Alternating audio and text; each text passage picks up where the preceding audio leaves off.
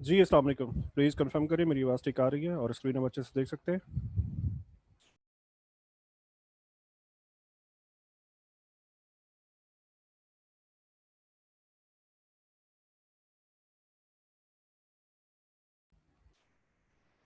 Good.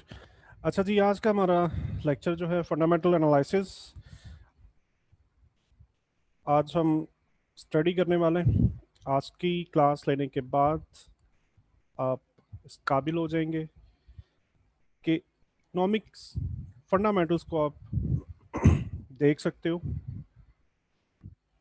Fiscal policy क्या होती है, मॉनेटरी पॉलिसी क्या होती है, डिटेल से बात करेंगे इसके ऊपर। एज अ ट्रेडर हमें मॉनेटरी पॉलिसी के साथ काम होता है। फिस्कल पॉलिसी बहुत थोड़ी सी हम स्टडी करेंगे, क्योंकि देखिए हमारा मकसद ये नहीं है कि हम यहाँ पे फाइनेंसिस को सीखने के लिए आए हैं। हमारा जस्ट इतना सा कंसर्न रहेगा फंडामेंटल्स के साथ जितना हमें ट्रेडिंग में काम आता है। तो इस वजह से हम फिस्कल पॉलिसी जो है इसको बहुत अच्छे से, बहुत डिटेल में स्टडी नहीं करेंगे। इन्फ्लेशन क्या होती है, एम्प्लॉयमेंट एंड ग्रोथ कैटेगरीज कैसे कैसे असरअंदाज हो रही होती हैं, न्यूज़ वगैरह जो आ रही होती है और तमाम चीज़ों से डिटेल से हम डिस्कस करते हैं इन चीज़ों पे। चलिए स्टार्ट करते हैं।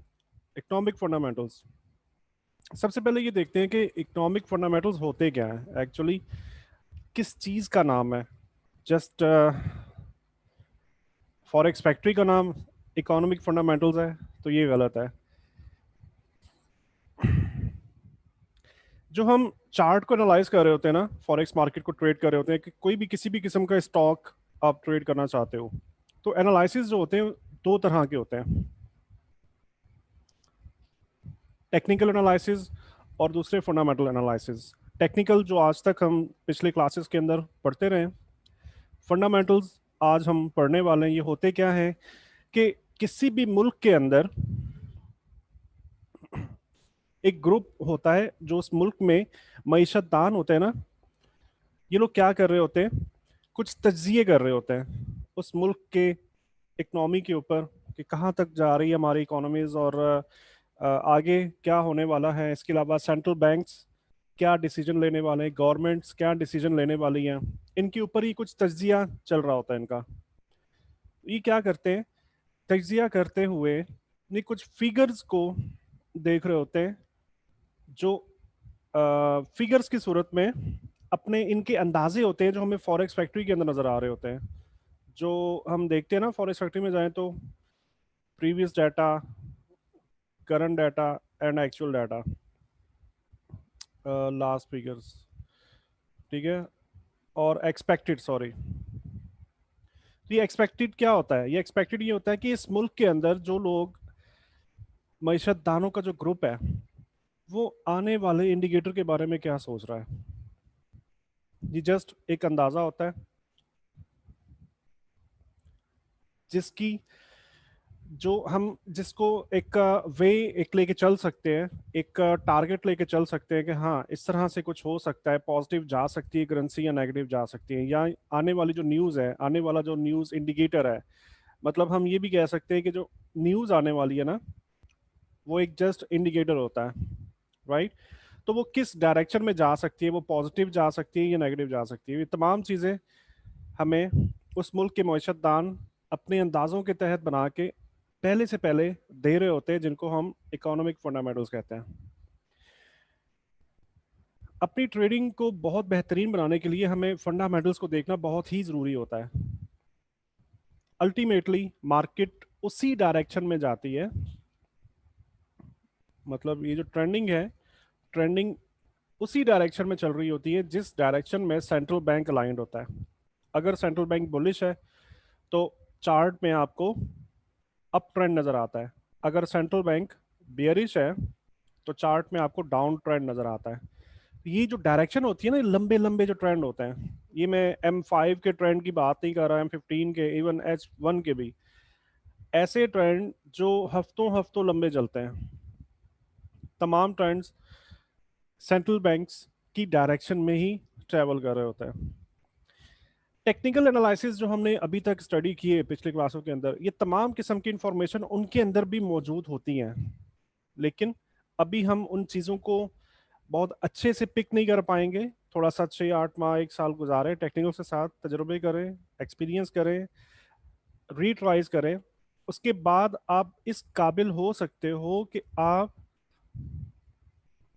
फंडामेंटल्स का भी अंदाजा लगा सकें। इसकी मैं एग्जांपल भी दूंगा आपको आज की न्यूज़ में, जो हमें पहले से पहले अंदाजा अंदाजा हो रहा था कि क्या न्यूज़ आने वाली है। जो जैसा आज गोल्ड के ऊपर हुआ, गोल्ड बहुत ही बुरी तरह से गिरा है आज, तकरीबन 1135 पिप्स मूव आई है, 1135 पिप्स, इट्स अ ह्यूज अमाउंट। ठीक है, लेकिन हमें टेक्निकल्स के अंदर भी ये पहले से पहले अंदाजा हो रहा था कि कुछ होने वाला है।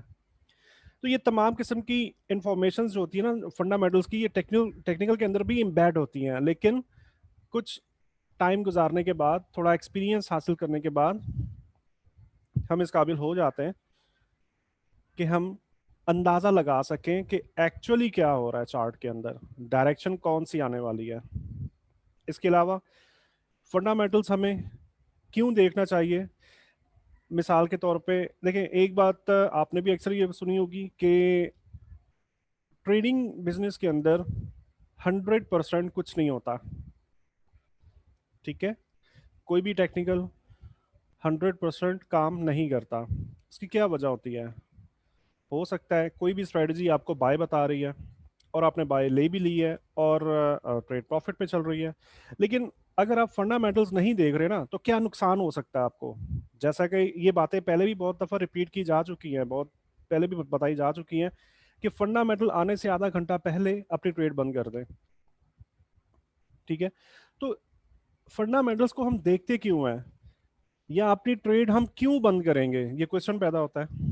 तो इस वजह से हम बंद कर रहे होते हैं, या फंडामेंटल्स को इसलिए देख रहे होते हैं कि जिस वक्त न्यूज़ आएगी ना, मार्केट हाईली वॉलेटाइल होगी, हाईली वॉलेटाइल, राइट?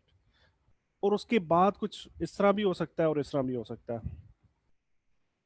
तो अगर आपने ऐसा नहीं किया, आप फंडामेंटल्स को बिल्कुल नहीं देखते हो, या आज से पहले तक अगर आप फंडामेंटल्स को बिल्कुल भी नहीं देख रहे थे, तो आपके साथ अक्सर ऐसा हुआ होगा कि आपकी ट्रेड अच्छी खासी प्रॉफिट पे चल रही थी और एकदम से कोई फंडामेंटल आया, मार्केट हाई वोलेटाइल हुई और आप देखते हो चौंक जाता हो, बंदा बंदा परेशान हो जाता है कि हुआ क्या है ये, आखिर सब सही चल रहा था चार्ट के ऊपर भी, बट एकदम से रिवर्स क्यों हुआ सब कुछ ना।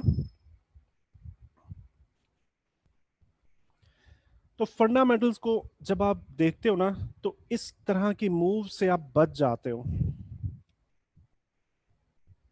इसके अलावा जैसे मैंने आपको बताया कि ट्रेडिंग के अंदर 100% कुछ भी नहीं होता, बिल्कुल इसी तरीके से मैंने आपको ये भी बताया कि ये इंफॉर्मेशन टेक्निकल चार्ट्स के अंदर एम्बेड होती है, बट फिर भी टेक्निकल चार्ट्स होते हैं ना, टेक्निकल एनालिसिस, फंडामेंटल्स में इतनी ताकत होती है कि वो टेक्निकल्स को डिस्टर्ब कर दें। ठीक है, मिसाल के तौर पे आप फंडामेंटल देखते हो रेगुलरली, आप अपडेटेड हो और आप देखते हो, आपको ये पता है कि सेंट्रल बैंक सेल साइड पर अलाइंड है। ठीक है, सेंट्रल बैंक के जो डिसीजंस हैं, अभी आगे जाकर हम ये सब कुछ स्टडी करने वाले हैं कि सेंट्रल बैंक के क्या डिसीजंस होते हैं, कैसे वो लेता है और इसके इम्पैक्ट क्या आता है करेंसी के ऊपर। तो अगर सेंट्रल बैंक सेल साइड पर अलाइंड है इस तरह से, और कोई indicator like like trend line, like CCI, like कोई भी टेक्निकल इंडिकेटर आपको बाई की एंट्री दे रहा है, तो आप एक गलत डिसीजन लेने से बच जाओगे अगर आप फंडामेंटल्स के साथ अपडेटेड हो, आप फंडामेंटल्स को रोज देखते हो तब। अब टेक्निकल ने आपको बाय बताया, वो बाय एक्चुअली गलत नहीं होती, वो ट्रेड गलत नहीं होती। हाँ, सिर्फ ये होता है कि उस ट्रेड के अंदर आप बहुत बड़े टीपीज एक्सपेक्ट नहीं कर सकते। ठीक है, ऐसी ट्रेड के अंदर कि अगर सेंट्रल बैंक बेयरिश है और टेक्निकल्स आपको बाय की एंट्री दे रहे हैं, तो बेहतर ये होता है, सेफ्टी ये होती है कि आप टेक्निकल को इग्नोर कर दो। ठीक है, अगर सेंट्रल बैंक बेयरिश है ना, तो टेक्निकल्स के एतबार से जो भी एंट्री आपको बेयरिश साइड पर मिलेगी, वो लो तो ज्यादा बेहतर है। लेकिन चलो मान भी लिया कि आपको टेक्निकल्स बाय बता रहे हैं, ज्यादा बेहतर है कि ना करो ट्रेड, ठीक है। लेकिन अगर आप करते भी हैं तो भी नो प्रॉब्लम है। जस्ट आपको ये पता होना चाहिए कि सेंट्रल बैंक बियरिश है और मैं बाय ट्रेड ले रहा हूँ। इट मींस कि ये बड़े टाइम फ्रेम का पुल बैक हो सकता है, ठीक है। बड़े टाइम फ्रेम का ये पुल बैक हो सकता है, और जब पुल बैक की बात आती है तो भी बाय की टीपीज बहुत बड़े बड़े नहीं होते, मतलब यहां तक करेंसी को आता हुआ नहीं देखोगे, अब यहां तक आता हुआ नहीं देखोगे। मोस्ट प्रोबेबली 10 15 20 25 पे एक एक मिसाल देने की खातिर, मैं आपको ये समझाने की खातिर ये बता रहा हूँ। बहुत छोटा सा टीपी लेकर आप मार्केट से निकल सकते हो। नंबर वन, आप छोटे से प्रॉफिट के साथ निकल सकते हो। दूसरा, आपको गलत डिसीजन लेने से बचाया जा सकता है अगर आप फंडामेंटल्स के साथ अपडेट रख रहे हो अपने आप को, ठीक है। अच्छा, उसके बाद फंडामेंटल्स देखने का तीसरा सबसे बड़ा फायदा क्या है? टेक्निकल्स के अंदर ना आम तौर पे हमको जो ट्रेड्स मिलती हैं वो 1:1, 1:1 से स्टार्ट होके 2 3 और मैक्स 4 तक, और कभी कभी 5 तक भी चली जाती है, ठीक है। ये आपको पता है ना, 1:1 2 का क्या मतलब है? ये रेशियोज होती है मनी मैनेजमेंट की, रिस्क रिवॉर्ड रेशियो इन्हें कहा जाता है। इसका ये मतलब होता है, मैं बता देता हूँ, कि अगर 1% आप रिस्क ले रहे हो तो आपको मिलने वाला रिवॉर्ड भी 1% ही है। यानी कि 100 रुपया लगाया किसी भी बिजनेस में, किसी भी चीज में 100 रुपया आप लगा रहे हो, और उसके ऊपर मिलने वाला प्रॉफिट भी आपको 100 रुपया ही है। 1:2 का ये मतलब है कि आपने 100 रुपया लगाया, ये 1% आपने रिस्क लिया, और 2% आपको गेन होने वाला है। यहाँ 100 रुपये लगाने के बाद आपको 200 रुपीज प्रॉफिट होने वाला है। और ऐसे ही 1:3 मतलब 300 रुपये प्रॉफिट होने वाला है। तो ये रिस्क रिवॉर्ड रेशियोज होती हैं, ये टेक्निकल्स के अंदर हम देख रहे होते हैं कि हम जिस स्ट्रेटजी के साथ काम कर रहे हैं, हमें हमारा कितना पैसा रिस्क के ऊपर जा रहा है और कितना पैसा हमें इसके अगेंस्ट रिवॉर्ड मिलने वाला है। फंडामेंटल्स की सबसे खूबसूरत बात यह है कि इसका रिस्क रिवॉर्ड रेशो स्टार्ट ही 1:10 से होता है। 1:10 से so on and so on, ठीक है।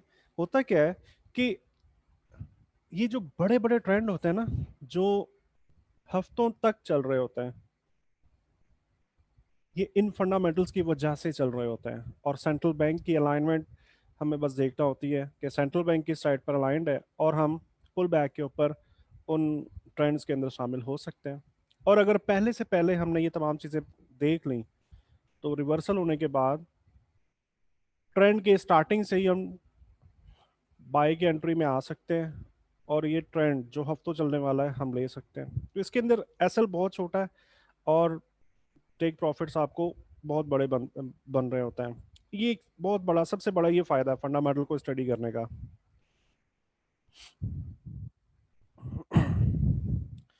अच्छा, इसके बाद इस टॉपिक को डिस्कस करना बहुत ही ज़रूरी है। आमतौर पे मार्केट के अंदर फंडामेंटल ट्रेडिंग और न्यूज़ स्पाइक ट्रेडिंग को एक ही चीज़ समझा जाता है।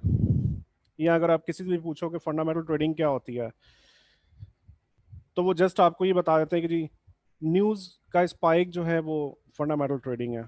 न्यूज़ जब भी आती है ना, मार्केट किसी ना किसी साइड पे एक स्पाइक लगाती है, एकदम से मूव होती है मार्केट, और उसके बाद दोनों काम होते हैं, या तो डायरेक्शन पकड़ लेती है उसी साइड पे, या फिर रिवर्सल भी होता है। लेकिन फंडामेंटल ट्रेडिंग एक्चुअली ये नहीं है। पहले मैं आपको ये बताता हूँ कि न्यूज़ स्पाइक ट्रेडिंग क्या होती है। बहुत ही आसान सी बात है, मतलब ऑलमोस्ट ऑलमोस्ट 99% जो नए आने वाले लोग हैं वो इस चीज़ को ट्राई ज़रूर करते हैं। होता क्या है, फंडामेंटल जब भी आएगा तो दो ही उसकी डायरेक्शंस हो सकती हैं, या तो वो बाय में जाएगा या तो वो सेल में जाएगा। तो एक बड़ी आसान सी स्ट्रेटजी है जो मार्केट में आमतौर पे चल रही है। क्या कर रहे होते हैं लोग? मिसाल के तौर पे मार्केट ऐसे ऊपर आ रही है, फंडामेंटल का टाइम हो चुका है, न्यूज़ आने का टाइम हो चुका है। ये लोग क्या करते हैं, एक पेंडिंग बाय ऑर्डर यहाँ पे लगा लेते हैं चलती हुई मार्केट के ऊपर, और एक पेंडिंग सेल ऑर्डर यहाँ पर लगा देते हैं। और ये क्या एक्सपेक्ट कर रहे होते हैं? ये एक्सपेक्ट कर रहे होते हैं कि फंडामेंटल जो भी आए, पॉजिटिव हो या नेगेटिव हो, हमें इसे कोई भी गर्ज नहीं है, जिस तरफ कभी आएगा मार्केट उस तरफ स्पाइक करेगी, हमें प्रॉफिट हो जाएगा। अगर फंडामेंटल बुलिश आया तो मार्केट ऐसे एकदम से स्पाइक करेगी ऊपर, और ये हमारा पेंडिंग बाय ऑर्डर लेती हुई मार्केट ऊपर जाएगी और हम प्रॉफिट करेंगे। और अगर फंडामेंटल नेगेटिव आया तो मार्केट डाउन साइड पर स्पाइक करेगी और हमारा पेंडिंग सेल ऑर्डर लेती भी जाएगी और हम प्रॉफिट बनाएंगे। ऐसा वो लोग सोचते हैं जिनको लिक्विडिटी का बिल्कुल भी अंदाजा नहीं है, जिनको बिल्कुल भी ये नहीं पता कि लिक्विडिटी क्या होती है और ये कैसे काम कर, मार्केट की डायनामिक्स क्या है, ये किस तरह से काम कर रही होती हैं। आप, हमारा लास्ट लेक्चर जो था, आई थिंक लिक्विडिटी का था, और सेकंड लास्ट एक्चुअली, उसके अंदर मैंने आपको बताया कि हमने एक चीज पढ़ी थी, लिक्विडिटी वैक्यूम। लिक्विडिटी वैक्यूम के अंदर क्या हो रहा था? कुछ खास ऐसे टाइम होते हैं दिन के अंदर जब मार्केट में से लिक्विडिटी को हटा लिया जाता है, जिनके अंदर मैंने आपको तीन तीन टाइमिंग बताई थी। रात पे 3 बजे का टाइम, फ्राइडे नाइट, मंडे की ओपनिंग, और चौथा न्यूज़ के आने का टाइम। जब भी न्यूज़ आ रही होती है ना, तो मार्केट पे लिक्विडिटी वैक्यूम लग जाता है। ठीक है, अब होता क्या है, मार्केट इस जगह तक पहुंचती है और फंडामेंटल रिलीज हो जाता है। ये लोग पेंडिंग बाय और पेंडिंग सेल ऑर्डर लगा के रखते हैं कि हमारा ऑर्डर फिल होगा और हमें प्रॉफिट होगा, लेकिन इसी वक्त में लिक्विडिटी वैक्यूम आ जाता है और ये तकरीबन कुछ 1-1.5 सेकंड तक ही रहता है वैक्यूम। 1 सेकंड भी खैर ज़्यादा बता रहा हूँ, बहुत थोड़े से टाइम के लिए वैक्यूम आता है और उसके बाद लिक्विडिटी वापस आना शुरू हो जाती है। ये जो पहला स्पाइक होता है ना, ये वाला, मान लो कि न्यूज़ बुलिश थी,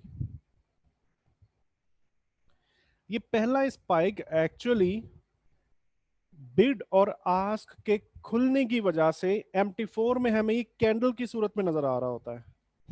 यहाँ पे स्पेस नहीं होती, यहाँ पे गैप नहीं होता। बहुत रेयर चांसेस होते हैं कि आपको गैप नजर आ जाए, लेकिन आमतौर पे जो होती है प्रैक्टिस वो ये है कि यहाँ पे हमें कैंडल की सूरत में नजर आ रहा होता है, वैक्यूम। लोग ये समझ रहे होते हैं कि ये बुलिश स्पाइक है, लेकिन एक्चुअली ये बुलिश स्पाइक नहीं होता। ये वैक्यूम की वजह से, याद है ना आपको मैंने क्या बताया था कि वैक्यूम के अंदर क्या हो रहा होता है, बिड और आस्क जो होती है वो बहुत ज्यादा वाइड हो जाती है। तो आस्क यहाँ पर आ गई इस जगह पे और बिड यहाँ पे आ गई, मार्केट में इतना बड़ा गैप आ गया, लिक्विडिटी वैक्यूम आ गया, जिसके बाद बिड आस्क खुली और MT4 में हमें ये कैंडल की सूरत में नजर आ रहा होता है। इसका ये मतलब भी नहीं है कि हर वाइड वाइड जो या बड़े साइज की कैंडल जो है वो लिक्विडिटी वैक्यूम की वजह से आती है, इसका ये मतलब हरगिज नहीं है। ये जस्ट फंडामेंटल के टाइम पे, न्यूज रिलीज के टाइम के ऊपर ये लिक्विडिटी वैक्यूम की वजह से ये कैंडल का बहुत बड़ा साइज हमें नजर आ रहा होता है। होता क्या है, मान लो बिड यहाँ पे थी जब फंडामेंटल आया, आस्क यहाँ पे थी, ठीक है, पेंडिंग बाय ऑर्डर कहाँ पे लगा हुआ है, यहाँ पे। अब सिस्टम में तो ये ऑर्डर फिट हुआ हुआ है ना, सिस्टम में तो ये लगा हुआ है, तो सिस्टम क्या करेगा, सिस्टम इस जगह पर पेंडिंग बाय ऑर्डर फिल करता है। क्यों इस जगह पर करेगा? क्योंकि यहां पर ही वो सेलर मौजूद है जिस सेलर से एक्सचेंज करने के बाद ये पेंडिंग बाय ऑर्डर फिल होगा, इसी जगह पर मौजूद होता है। तो इस पूरे हिस्से को कहते हैं स्लिपेज। आपके ऑर्डर को स्लिपेज मिल जाती है। पॉसिबली पूरे का पूरा स्पाइक का साइज ही इतना हो और यहाँ पर आपने ये सोचा कि मैं यहाँ पर प्रॉफिट टेकिंग करूंगा, लेकिन जब आपको स्लिपेज मिल गई, स्लिपेज मिलने के बाद आपका ऑर्डर यहाँ पे फिट होता है और जस्ट थोड़ा सा प्रॉफिट आप बुक कर पाते हो। ठीक है, इस वजह से इसे कहते हैं न्यूज स्पाइक ट्रेडिंग। मैं दो तीन चीजें एक्चुअली मिक्स करके तमाम चीजें साथ साथ मैं आपको बताता जा रहा हूँ कि न्यूज स्पाइक ट्रेडिंग होती क्या है, कि पेंडिंग बाय लगाई, पेंडिंग सेल लगाई, जिस तरह भी स्पाइक आया बस हमने प्रॉफिट, ये सोच के लोग लगा रहे होते हैं। ठीक है, लेकिन ये गलत वे ऑफ ट्रेडिंग है, ये कोई ट्रेडिंग का वे नहीं है। क्यों ऐसा है? क्योंकि हम लिक्विडिटी जानते हैं, लिक्विडिटी का हमें पता है कि मार्केट में लिक्विडिटी वैक्यूम आता है न्यूज़ के टाइम पे। इस वजह से हमारे ऑर्डर को स्लिपेज मिल जाएगी। और स्लिपेज क्या होती है? आपने ऑर्डर यहाँ पे लगाया था तो वो इतना ऊपर जाके फिल होता है। अक्सर लोग जो लिक्विडिटी नहीं जानते वो ब्रोकर को गालियां दे रहे होते हैं कि ब्रोकर ने हमारा ऑर्डर बहुत ज्यादा ऊपर जाके फिल किया है। लेकिन ऐसा नहीं है, उसमें ब्रोकर का कोई भी कसूर नहीं होता। ये मार्केट की डायनामिक्स ही ऐसी है, मार्केट काम ऐसे करती है। सिंपल सी बात है कि बाय ऑर्डर है तो बाय ऑर्डर को फिल होने के लिए एक सेलर चाहिए। इस पूरे एरिया में कोई भी सेलर मौजूद नहीं था। ठीक है, पहला सेलर इस जगह पर मिलता है तो सिस्टम क्या करेगा? आपका पेंडिंग बाय इस जगह पे फिल करवा देगा, जो हमें स्लिपेज बन के नजर आ रहा होता है। इस तमाम प्रोसेस को कहा जाता है न्यूज स्पाइक ट्रेडिंग, जो कि गलत वे है। हम न्यूज स्पाइक ट्रेड नहीं करते। मैं आपको आज तो हम खैर इंट्रोडक्शन लेंगे हर एक चीज़ का, और इन्फ्लेशन को आज हम बहुत लंबा डिस्कस करने वाले हैं। तो जो पार्ट टू होगा ना फंडामेंटल का, परसों जो होगा, उसके अंदर मैं आपको स्ट्रेटजीज बताऊंगा कि फंडामेंटल को एक्चुअली ट्रेड करना कैसे है। ठीक है, तो ये जो न्यूज स्पाइक ट्रेडिंग होती है ना, इसको फंडामेंटल ट्रेडिंग नहीं कहा जाता, ये बहुत गलत कॉन्सेप्ट है। सबसे पहली बात कि ये स्लिपेज मिलने की वजह से हम ट्रेड नहीं करते। दूसरी बात, जब भी ये स्पाइक लगता है ना किसी भी डायरेक्शन के अंदर, उसके बाद क्या होता है? स्पाइक लगने के बाद लिक्विडिटी वापस आना शुरू होती है। जैसा मैंने आपको बताया कि ये वैक्यूम बहुत ज़्यादा टाइम तक नहीं रहता मार्केट में। ये वैक्यूम करीब करीब आधा सेकंड, एक सेकंड तक ये फिल हो जाता है। कैसे फिल होता है? क्योंकि फिर लिक्विडिटी वापस मार्केट में आना शुरू हो जाती है।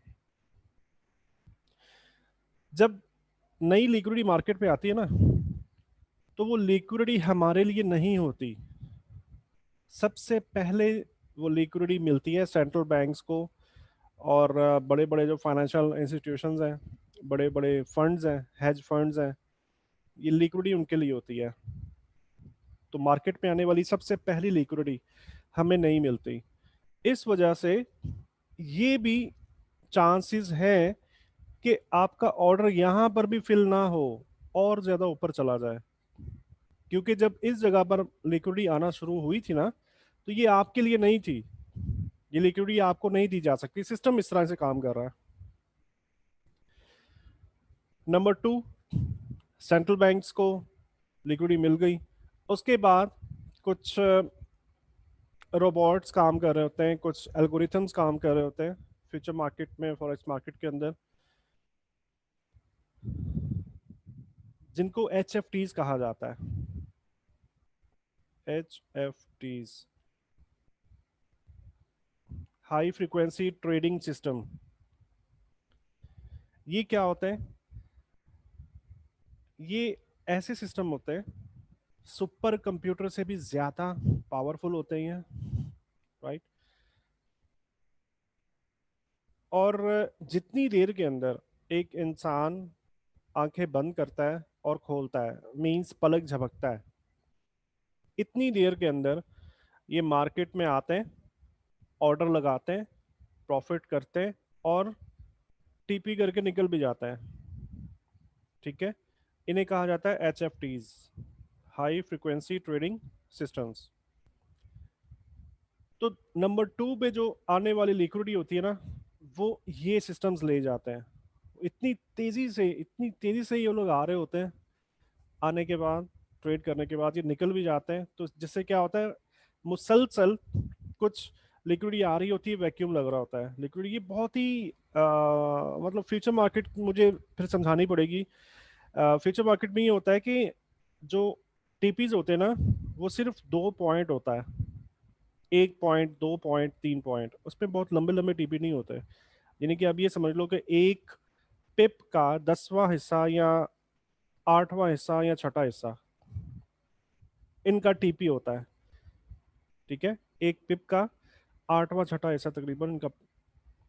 इतनी तेजी से ये लोग आते हैं और ट्रेड करके चले भी जाते हैं। तो सेकंड नंबर पे आने वाली जो लिक्विडिटी है वो एच एफ टीज जो ना वो कंज्यूम कर लेते हैं। हमें फिर इनके बाद में भी जो लिक्विडिटी आती है ना मार्केट में, हमें लिक्विडिटी जो मिल रही होती है वो इनके भी बाद में मिल रही होती है। इस वजह से ये बहुत ही बुरा आइडिया है न्यूज स्पाइक ट्रेड करने का, क्योंकि हमें पता ही नहीं है कि हमारा ऑर्डर कहां पर जाके फिल होगा। ये हमें बिल्कुल अंदाजा कर ही नहीं सकते कि वो लिक्विडिटी कब तक आएगी और जो लिक्विडिटी हमें मिलनी है वो कितनी देर में आने वाली है। जब तक वो लिक्विडिटी नहीं आएगी हमें स्लिपेज मिलती रहेगी, हमें स्लिपेज मिलती रहेगी। राइट, चलो मान लिया हमारा ऑर्डर यहां पर फिल हो गया। ठीक है, ऑर्डर कौन सा था? Buy order. इस जगह पे फिल हुआ, मार्केट में ऊपर एक स्पाइक लगा और उसके बाद मार्केट ऐसे रिवर्स आना शुरू हो गई। ठीक है, तो हमें लॉस होता है फिर। और ये चूंकि सबसे आसान तरीन स्ट्रेटजी है इसलिए हर कोई ट्राई करता है। मेरे तजुर्बे के मुताबिक बहुत लोग आते हैं, बहुत लोग ये कहते हैं हम न्यू स्पाइक ट्रेड करते हैं और हम ऐसे करते हैं, और बिल्कुल करते हैं, और कभी कभी ये प्रॉफिटेबल हो भी जाता है। कभी कभी ये, क्योंकि अगर वैक्यूम बहुत बड़ा नहीं है ना तो फिर ये प्रॉफिटेबल हो भी जाता है, कभी कभी ऐसा होता है। तो वो लोग इसी को सक्सेस मान रहे होते हैं। वो जस्ट तुक्का होता है कि वो तुक्के से उन्होंने पैसे बना लिए थोड़े बहुत, लेकिन वो इसी को सक्सेस मान के और ज्यादा ट्राई करते रहते हैं और अल्टीमेटली नुकसान ही हो रहा होता है। तो मार्केट अगर ये न्यूज आने के बाद ऐसे रिवर्स हो गई तो एक बहुत बड़ा नुकसान होता है। उसके बाद जब मार्केट हाई वोलेटाइल होती है ना तो मार्केट इस तरह से कुछ मूव कर रही होती है। छोटे टाइम फ्रेम में आप देखेंगे M1 में जब भी कोई न्यूज रिलीज हो ना, M1 में जाके देखें, आपको इस तरह के स्पाइक्स नजर आएंगे, जिससे क्या हो रहा होता है बार बार, मतलब अगर यहाँ पर हमने सेल भी कर लिया इन केस, तो बार बार ट्रेड हमारी प्रॉफिट में आती है पहले, फिर नेगेटिव हो जाती है, और अगर हमने यहाँ पे एसएल कहीं पर रखा हुआ है तो एसएल भी हमारे हिट होता है। ठीक है, अगर ये ट्रेड ठीक भी थी तब भी ऐसा ही होता है। ये एसएल हिट होते हैं बार बार, स्पाइक्स ऊपर जाता है, एसएल हिट करता है, और उसके बाद फिर जब लिक्विडिटी नॉर्मल होती है ना तो फिर ये मार्केट एक डायरेक्शन पकड़ रही होती है। तो इन वजूहात की बिना पर न्यूज स्पाइक ट्रेडिंग करना एक बहुत ही बैड आइडिया है, जो कि हम ट्रेड नहीं करते, ना ही हम ये ट्रेड करने वाले हैं, और ना ही इसको फंडामेंटल ट्रेडिंग कहा जाता है। राइट, चलिए जी, तो फिर फंडामेंटल कहा किसे जाता है, फंडामेंटल ट्रेड कैसे किया जाता है, स्ट्रेटजीज में आपको नेक्स्ट लेक्चर के अंदर बताऊंगा। आज हम इन तमाम चीज़ों को ना पढ़ लेते हैं, इनका अंदाजा कर लेते हैं कि ये चीज़ें काम कैसे करती हैं। जब हम चीज़ों को डेप्थ में जाके देखेंगे ना कि ये काम कैसे कर रही होती हैं चीज़ें, तो फिर हम स्ट्रेटजी को भी अच्छे से समझ सकते हैं। अगर हमें इनके डायनामिक्स का नहीं पता तो फिर स्ट्रेटजी हमें परेशान कर सकती है।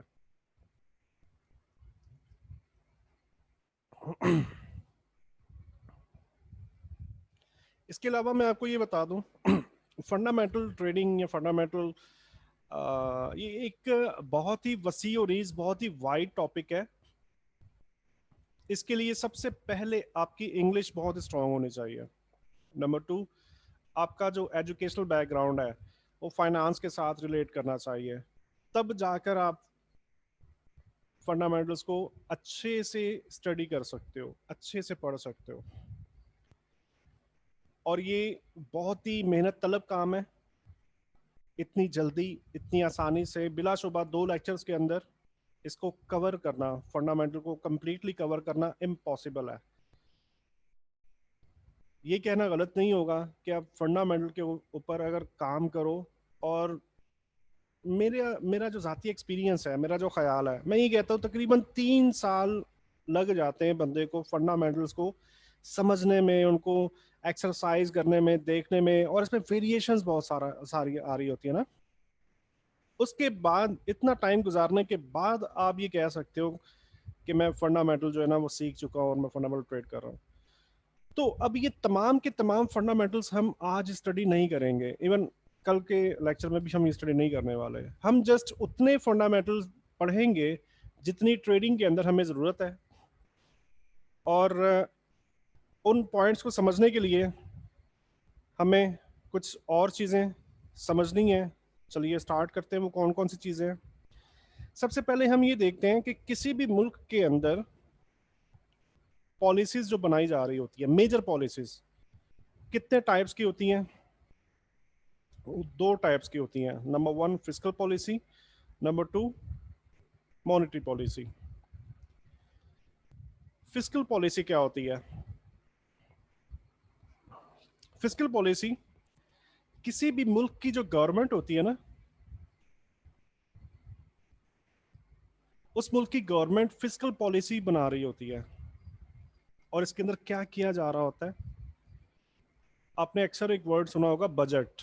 कि बजट बनाया जा रहा है, बजट आ रहा है, बजट रिलीज हो रहा है। तो ये गवर्नमेंट क्या करती है, अगले साल के लिए बजट बना रही होती है, जिसके अंदर इस चीज का अंदाजा लगाया जा रहा होता है कि अगला पूरा साल पैसा कहाँ से कमाने वाले हैं, उनके अर्निंग सोर्सेज क्या क्या हो सकते हैं, और उसके बाद उस पूरे साल के अखराजात, एक्सपेंडिचर्स कितने होने वाले हैं और कहाँ कहाँ पे वो पैसा खर्च होने वाला है। ये तमाम प्रोसेस, ये तमाम जो पॉलिसी बनाई जा, इट इज कॉल्ड बजट। ठीक है। और अगर इस मुल्क के खर्चे इतने ज़्यादा हों और आमदनी इतनी सी हो, तो इसे खसारे का बजट कहा जाता है। यानी कि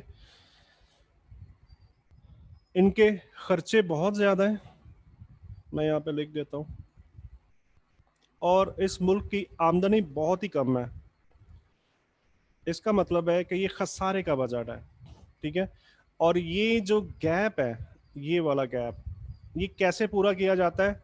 लोन लेकर के कर्जे लिए जाते हैं दूसरे मुल्कों से, जिसकी वजह से ये अपने खर्चों को फिर ये पूरा कर रहे होते हैं। इसके अलावा अगर आपके खर्चे इतने हैं और आमदनी ज़्यादा है, बड़ी आमदनी है और खर्चे कम है, तो इसको बजट सरप्लस कहा जाता है।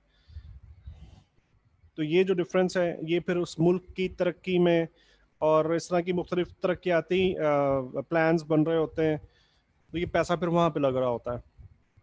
तो ये तमाम किस्म की जो कैलकुलेशंस हैं कि हमें कितनी अर्निंग है, कितने हमारे खर्चे, कहाँ कहाँ से पैसा हम बनाएंगे, कहाँ कहाँ पे लगाएंगे, हमारे खर्चे कैसे पूरे होंगे, बचत होगी, नुकसान होगा, ये तमाम चीज़ें आती है फिस्कल पॉलिसी के अंडर में।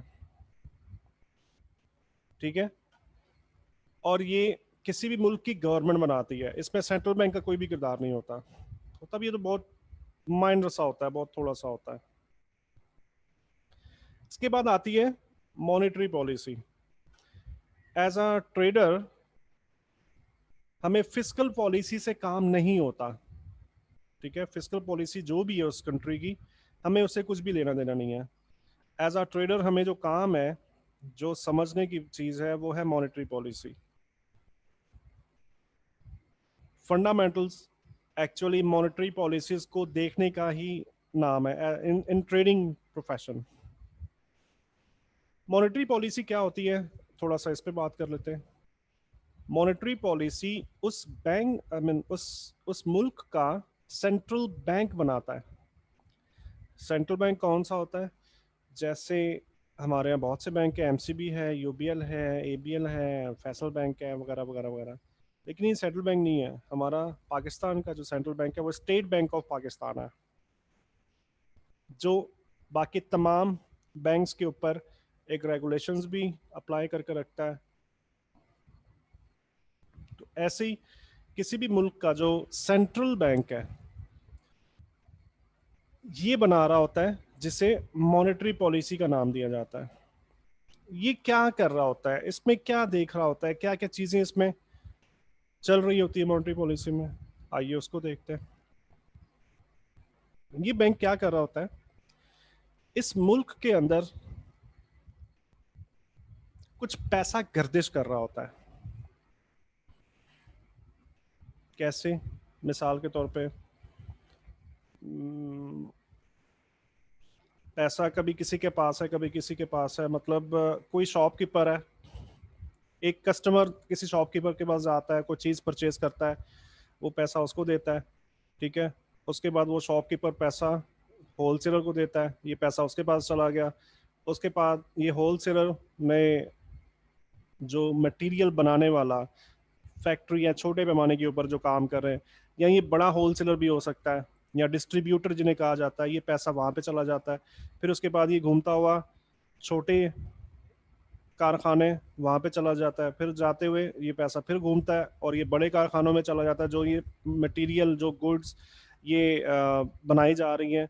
या फिर यहाँ पे किसान भी हो सकते हैं, ठीक है, ये पैसा किसानों के पास भी जा सकता है। और इस तरीके से हम देखें ना, तो ये पैसा हाथों में, मुख्तलिफ किस्म के हाथों में ये पैसा घूम रहा होता है, मार्केट के अंदर पैसा सर्कुलेट कर रहा होता है।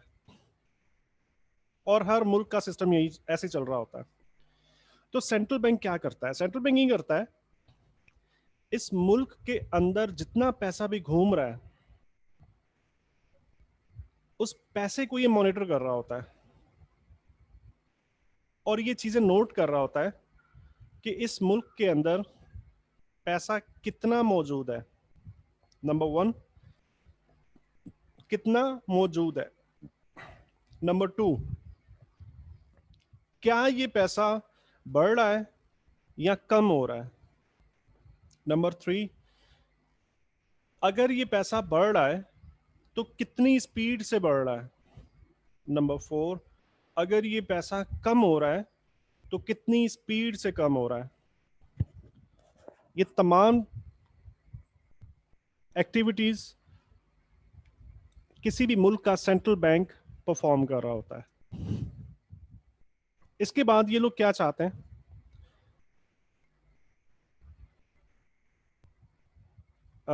चले मैं यहाँ पे ही बताया था कि ये जो पैसा होता है ना, जो मुल्क में गर्दिश कर रहा होता है, इसको एक्चुअली इन्फ्लेशन कहा जाता है, ठीक है। इस पूरे प्रोसेस को मैं थोड़ा ये मिस कर गया लाइन, ये जो हाथ के हाथ में पैसा ट्रांसफर हो रहा है ना, इस पूरे प्रोसेस को इन्फ्लेशन कहा जाता है। तो सेंट्रल बैंक इन्फ्लेशन का अंदाजा कर रहा होता है कि इन्फ्लेशन कम है या ज्यादा है। उसके बाद अगर इन्फ्लेशन ज्यादा है तो कितनी कितनी स्पीड से ये ज्यादा हो रही है या कम हो रही है। अगर कम हो रही तो कितनी स्पीड से ये कम होती जा रही है। इन तमाम चीज़ों की मॉनिटरिंग, इन तमाम चीज़ों का अंदाज़ा किसी भी मुल्क का सेंट्रल बैंक कर रहा होता है। इसके अलावा ये क्या कर रहे होते हैं, अगर किसी मुल्क के अंदर इन्फ्लेशन या गर्दिशी नोट, उर्दू में अगर कहा जाए तो गर्दिशी नोट इसे कह सकते हैं, अगर गर्दिशी नोट कम है तो ये लोग बढ़ा सकते हैं, इंटेंशनली खुद बढ़ा सकते हैं उसको। और अगर किसी मुल्क के अंदर इन्फ्लेशन या गर्दिशी नोटों की तादाद में बहुत ज़्यादा इजाफा हो चुका है, इस मुल्क की इन्फ्लेशन बहुत ज़्यादा है, तो फिर सेंट्रल बैंक्स इंटेंशनली इन्फ्लेशन को कम भी कर सकती है।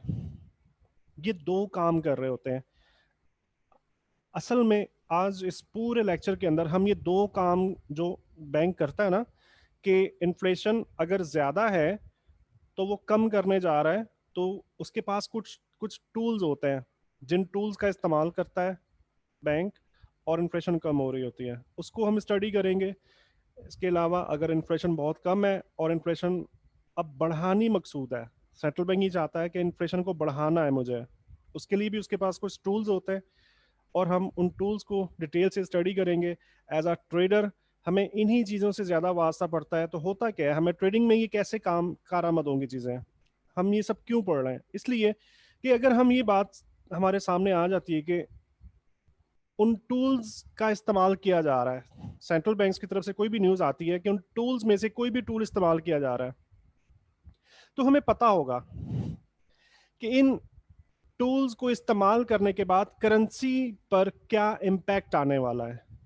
आज हम उसी को पढ़ने वाले हैं, ठीक है, कि इन टूल्स के इस्तेमाल करने के बाद करेंसीज के ऊपर क्या इम्पैक्ट आता है, किस तरह से आता है, कितना ज्यादा आता है। ठीक है, जिस इम्पैक्ट को अगर हम पहले से पहले पहचान लें तो हम इसको ट्रेड कर सकते हैं। मिसाल के तौर पे अगर इन्फ्लेशन बहुत ज्यादा है और सेंट्रल बैंक उसको कम करने जा रहा है, तो इनके पास कुछ टूल्स हैं। वो कौन कौन से? Interest rate, number one. Interest rate एक टूल है, डिटेल से हम स्टडी करेंगे इसको। Number two, government bonds. Bonds आपको सेंटिमेंट में बताया था कि बॉन्ड्स क्या होते हैं। ये एक तरह का कर्जा होता है जो गवर्नमेंट अपने मुल्क के लोगों से लेती है और इसके पीछे गारंटी होती है। तो ये भी इन्फ्लेशन को, इनकी जो कमी, आई मीन इन बॉन्ड्स की तादाद में कमी करना या ज्यादती करना, ये भी एक इन्फ्लेशन को कंट्रोल करने का टूल है, ये सेंट्रल बैंक के पास होता है, राइट। इसके अलावा बैंक रिजर्व्स के अंदर रखा हुआ जो पैसा होता है ना, बैंक रिजर्व्स, इससे भी सेंट्रल बैंक इन्फ्लेशन को कंट्रोल कर रहा होता है। बैंक रिजर्व क्या होते हैं? बैंक रिजर्व होता ये कि एग्जाम्पल दूंगा मैं ताकि अच्छे से आपको समझ में आ जाए कि बैंक रिजर्व होता क्या है। किसी भी बैंक के अंदर अगर आप एकदम से चले जाते हो और इन केस 5 करोड़ कैश है आपके पास, फॉर एग्जांपल 5 करोड़ रुपया कैश है, और आप बैंक में जाते हो डिपॉजिट करने के लिए, तो हर बैंक के अंदर कैश रखने की एक खास लिमिट होती है। वो खास लिमिट के ऊपर का जितना भी कैश होता है ना, वो बैंक क्या करता है, जिस बैंक में आपने डिपॉजिट किया था, वो शाम में जब डे क्लोज होता है ना, तो एक कैश वाली गाड़ी आती है और वो एक्सीडेड अमाउंट जो होती है ना, उस लिमिट से ऊपर जितनी भी अमाउंट होती है, वो फिर वॉलेट के अंदर रख दी जाती है, जिसको बैंक रिजर्व्स कहा जाता है। ये स्टेट बैंक ऑफ पाकिस्तान के पास होता है, ठीक है। वो पैसा वहां पर रखवाया जाता है। इसके बाद अभी ये पैसा, चले खैर ये इसके ऊपर बाद में बात करते हैं कि ये पैसे सेव करेंगे क्या। मिसाल के तौर पे आपने 5 करोड़ रुपए डिपॉजिट करवाया था और 1 2 माह 3 माह 4 माह के बाद आपको एकदम से ज़रूरत पड़ जाती है 5 करोड़ रुपए की, तो आप बैंक में जाते हो और चेक प्रेजेंट करते हो कि मुझे 5 करोड़ कैश चाहिए।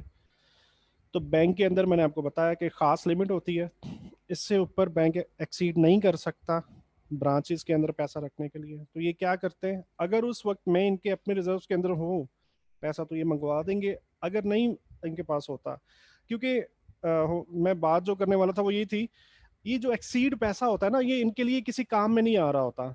ये लोग क्या करते हैं, किसी ना किसी प्रोजेक्ट में लगा देते हैं। वो जो पैसा है वो कहीं पर रोल ओवर होगा तभी बैंक को प्रॉफिट होगा, ठीक है। अब आप कैश करवाने के लिए चले गए और वो जो डिपॉजिट करवाया गया पैसा वो रोल ओवर में चल रहा है, अब वो बैंक के पास नहीं है।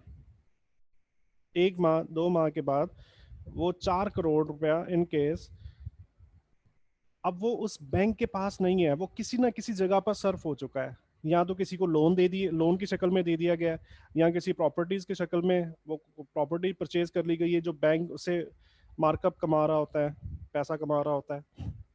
तो जब भी आप इतनी बड़ी अमाउंट के अंदर विड्रॉ करोगे तो ये लाजमी नहीं होता कि वो सारे का सारा पैसा बैंक के पास हो। ये फिर बैंक क्या करता है, बैंक रिजर्व्स में से ये पैसा उठाता है और वो आपको 2 4 घंटे का टाइम देगा कि जी हम मंगवा रहे हैं पैसे, और आपका हम क्या जो चेक है इसे हम क्लियर कर देंगे।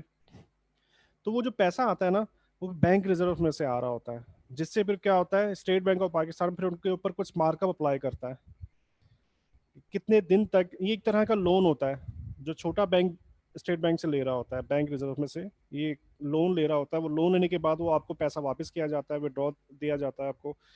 जिससे क्या होता है, बैंक रिजर्व के अंदर चूंकि अब पैसा कम हो रहा है ना, कि 4 करोड़ 5 करोड़ की एकदम से एक ही दिन में ट्रांजैक्शन हुई है एक ही ब्रांच के अंदर, तो इस वजह से स्टेट बैंक कुछ मार्कअप लगा रहा होता है उसको, राइट। और कुछ दिनों तक के लिए इनका एग्रीमेंट होता है, और वो उस उतने टाइम के अंदर इस बैंक को, स्टेट बैंक ऑफ पाकिस्तान को पैसा बैंक रिजर्व में वापस डालना होता है। So that is called bank reserve. That's not a, मतलब एज अ ट्रेडर हमें इस चीज़ की ज़रूरत तो नहीं है, बट जस्ट मैंने ये एक्सप्लेन करने की कोशिश की है कि बैंक रिजर्व आपको बताऊं कि ये एक्चुअली होता क्या है। तो हम ये बात कर रहे थे, टॉपिक ये है कि सेंट्रल बैंक के पास ये टूल्स होते हैं, इंटरेस्ट रेट, बैंक रिजर्व के अंदर मौजूद पैसे में कमी और ज्यादती, और गवर्नमेंट बॉन्ड्स, इनके अंदर भी कमी और ज्यादती। ये कुछ टूल्स हैं जिनके इस्तेमाल से सेंट्रल बैंक इन्फ्लेशन को कंट्रोल कर रहा होता है। ठीक है, जब इन्फ्लेशन कंट्रोल हो रही होती है तो उस मुल्क की करेंसी पर उस चीज का इफेक्ट आ रहा होता है, और उस इफेक्ट की को हम ट्रेड कर सकते हैं। दैट इज आवर टारगेट, और आज हम यही सब कुछ सीखने वाले हैं।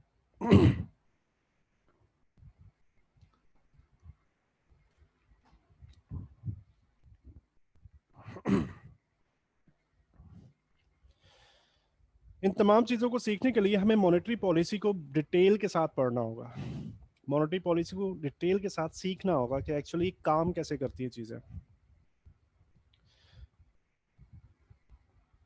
मॉनेटरी पॉलिसी की बात करें तो इसमें 3 तरह के मेजर इंडिकेटर्स होते हैं। नंबर 1, इन्फ्लेशन, जो अभी आपको मैंने एक्सप्लेन भी किया है कि इन्फ्लेशन एक्चुअली होती क्या है। उसके बाद एम्प्लॉयमेंट, और नंबर 3 पे ग्रोथ। ग्रोथ को हम कह सकते हैं जीडीपी। ये फॉरेक्स फैक्ट्री के अंदर हम देखेंगे ना, तो ये जीडीपी का इंडिकेटर के नाम से ये आ रहा होता है। ठीक है, चलिए आइए डिटेल से देखते हैं इन्फ्लेशन क्या होती है। जैसा कि आपको बताया कि फॉरेक्स फैक्ट्री के अंदर ये तमाम इंफॉर्मेशन, ये तमाम न्यूज़ कुछ इंडिकेटर्स की शक्ल में आ रही होती है। तो अक्सर औकात या सबसे बड़ा इन्फ्लेशन का जो इंडिकेटर होता है ना, उसे सीपीआई कहा जाता है, जिसको कंज्यूमर प्राइस इंडेक्स, इसका कंप्लीट नेम है। होता क्या है, सीपीआई क्या होता है, इन्फ्लेशन का ये पैमाना होता है, एज अ इंडिकेटर कि हमें कुछ इंडिकेशंस दे रहा होता है कि इन्फ्लेशन कहाँ पे खड़ी हुई है और कहाँ पे जाने वाली है। चलिए सबसे पहले हम इन्फ्लेशन को समझते हैं डिटेल के अंदर।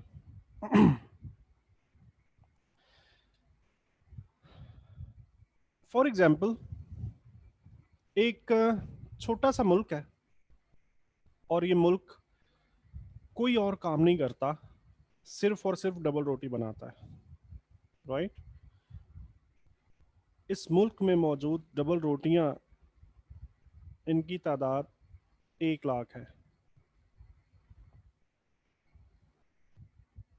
अब इस मुल्क में जो पैसा, जो मैंने आपको बताया था कि किसी भी मुल्क के अंदर पैसा सर्कुलेट कर रहा होता है, तो वो तमाम गर्दिशी नोट कितना है, फॉर एग्जाम्पल वो भी 1 लाख रुपया है।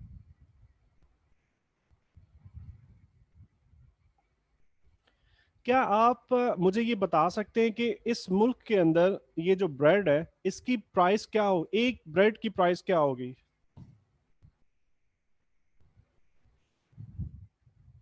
जस्ट कोई भी।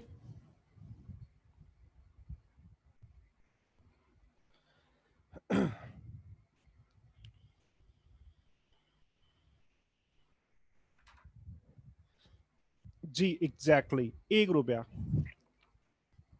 क्यों ऐसा है? क्योंकि मुल्क में मौजूद रुपया, गर्दिशी नोट, वो भी 1 लाख है, और टोटल प्रोडक्ट भी 1 लाख ही है। तो इट मीन्स कि एक प्रोडक्ट, ये ब्रेड है, तो ये एक ब्रेड 1 रुपए की हो गई। अगर इस मुल्क का सेंट्रल बैंक 1 लाख रुपया और छाप देता है, और ब्रेड की तादाद उतनी की उतनी रहती है, अब आप ये बता सकते हैं कि एक ब्रेड की प्राइस क्या होगी, यानी कि अब इस मुल्क में मौजूद 2 लाख रुपए टोटल पैसा मौजूद है। अब इस मुल्क में 2 लाख रुपए मौजूद है। 1 लाख रुपए वो जो पहले से था, और 1 लाख रुपए बैंक ने दोबारा से छापा। जी रजा, नहीं, 50 पैसे नहीं, 50 पैसे नहीं होगी, 2 रुपए होगी। एक ब्रेड की प्राइस 2 रुपए होगी, ठीक है, क्योंकि ब्रेड उतनी की उतनी है और पैसा और आ चुका है। अब ये एक ब्रेड जो है ना, ये 2 रुपए कॉस्ट जी, एग्जैक्टली वकास अहमद शाह, एग्जैक्टली 2 रुपए। अगर 1 लाख रुपया और छाप दिया जाता है इस मुल्क के अंदर, और ब्रेड उतनी की उतनी है, अब एक ब्रेड की प्राइस कितनी होगी?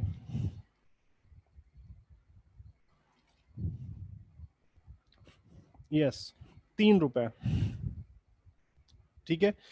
इसके अंदर ये एग्जाम्पल बताने का मकसद क्या है? इसके अंदर आपको कुछ अंदाजा हो रहा होगा, यानी कि इस मुल्क के अंदर जो प्रोडक्ट है वो इंक्रीज नहीं हो रही, जस्ट पैसा इंक्रीज हो रहा है, तो ब्रेड की प्राइस ऊपर जा रही है, राइट। तो बैंक क्या कर रहा होता है? सबसे पहला बैंक का ये टारगेट होता है कि इन्फ्लेशन को देखना है कि वो इन्फ्लेशन कितनी है, ठीक है। तो ये चीजों की प्राइस जो होती है ना, इससे बैंक अंदाजा कर रहा होता है, इस मुल्क में मौजूद चीजों की जो प्राइस है उससे बैंक अंदाजा कर रहा होता है कि मुल्क में इन्फ्लेशन कितनी है। क्योंकि इसके अलावा और कोई मैकेनिज्म नहीं है बैंक के पास। अगर बैंक को ये टास्क दिया जाए कि आप इन्फ्लेशन नोट करो,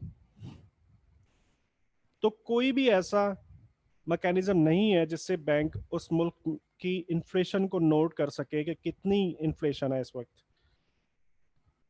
इसकी क्या वजह है? मिसाल के तौर पे 3 लाख रुपया बैंक ने प्रिंट किया और मार्केट में फेंक दिया। अब बैंक को तो ये क्लियर पता है कि मैंने 3 लाख नया जो है वो प्रिंट करके भेजा है मार्केट में। क्या बैंक यकीन से कह सकता है कि मार्केट में 3 लाख रुपया पूरे का पूरा मौजूद होगा? आपके ख्याल से क्या लगता है आपको?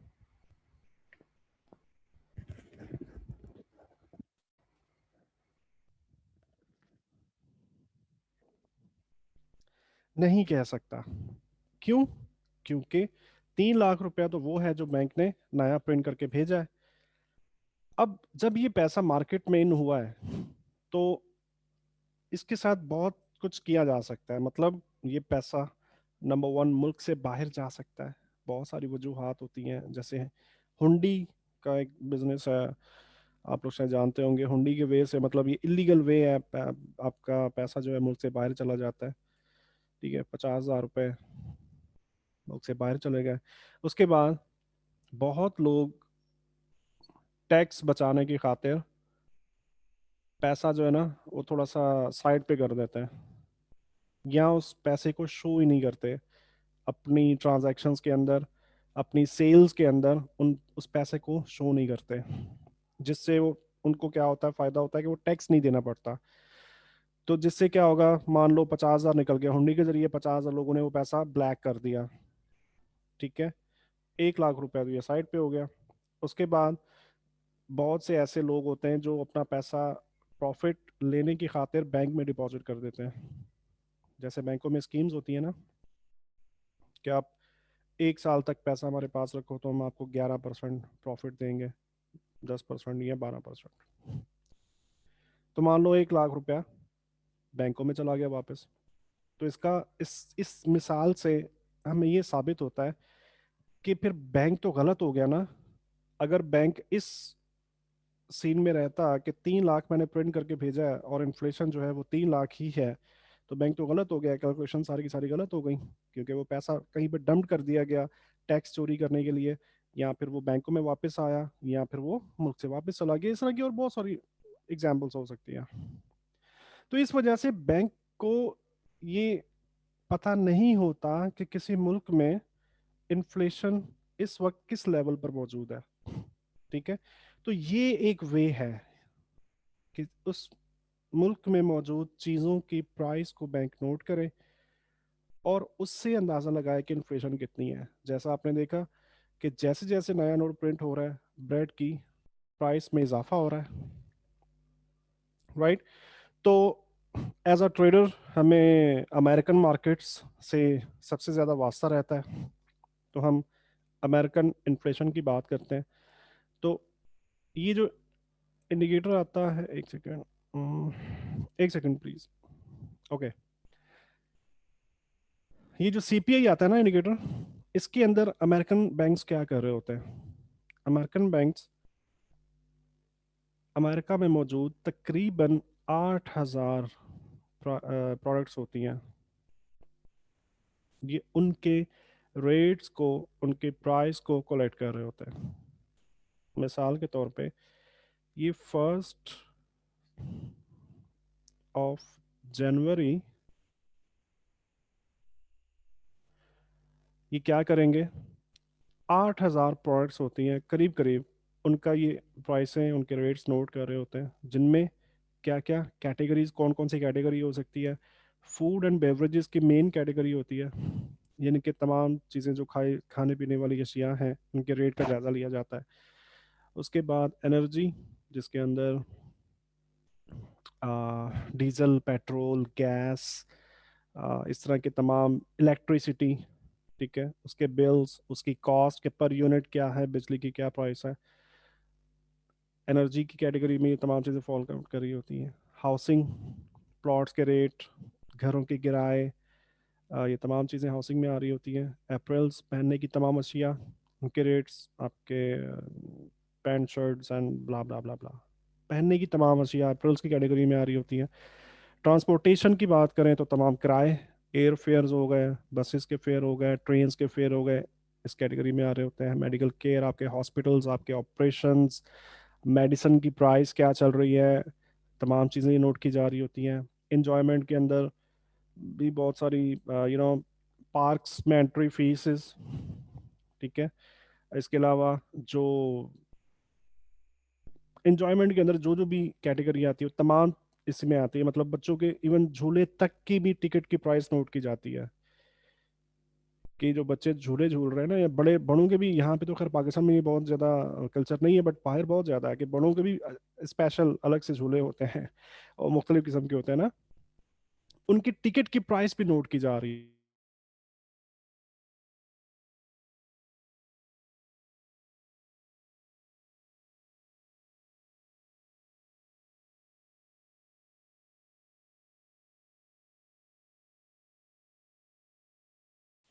तो इन कैटेगरीज के तहत कुछ 8,000 प्रोडक्ट्स की प्राइस का तखमीना सा लगाया जा रहा होता है, नोट किया जा रहा होता है। और अमेरिकन सेंट्रल बैंक क्या करता है, सबसे पहले ये 1 जनवरी को ये तमाम प्राइसें नोट कर लेगा, ठीक है। उसके बाद ये 1 फेब को कर लेगा, उसके बाद ये कर लेगा 1 मार्च को।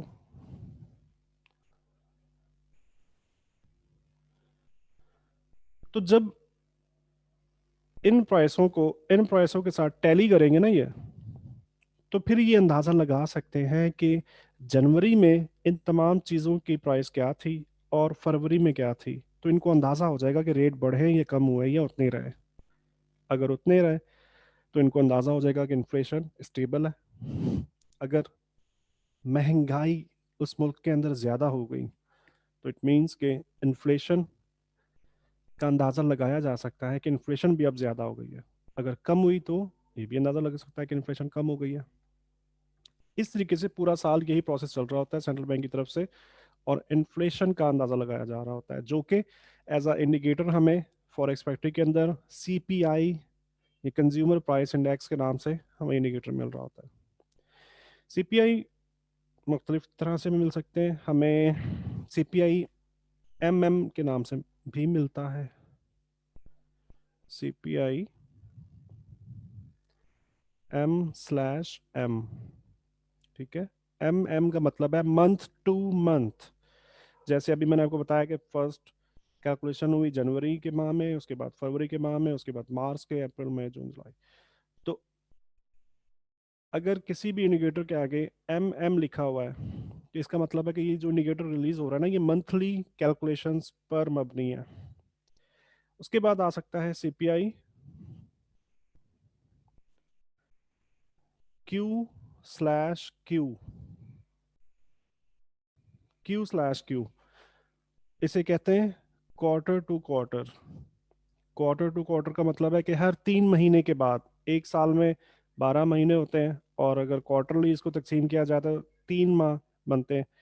तो इसका मतलब है ये जो सीपीआई रिलीज हो रही है, ये 3 माह के गैप के साथ ये डाटा कलेक्ट किया गया। उसके बाद वाई टू वाई भी मिलता है। वाई टू वाई का मतलब है कि ईयर टू ईयर। ठीक है। प्लीज़ 1 सेकंड की मैं आपसे माजरत चाहूँगा, मुझे जस्ट 1 सेकंड चाहिए आपसे, आई मीन 1 मिनट। ठीक है, मैं माइक बंद कर रहा हूँ सिर्फ 1 मिनट के लिए। Thank you.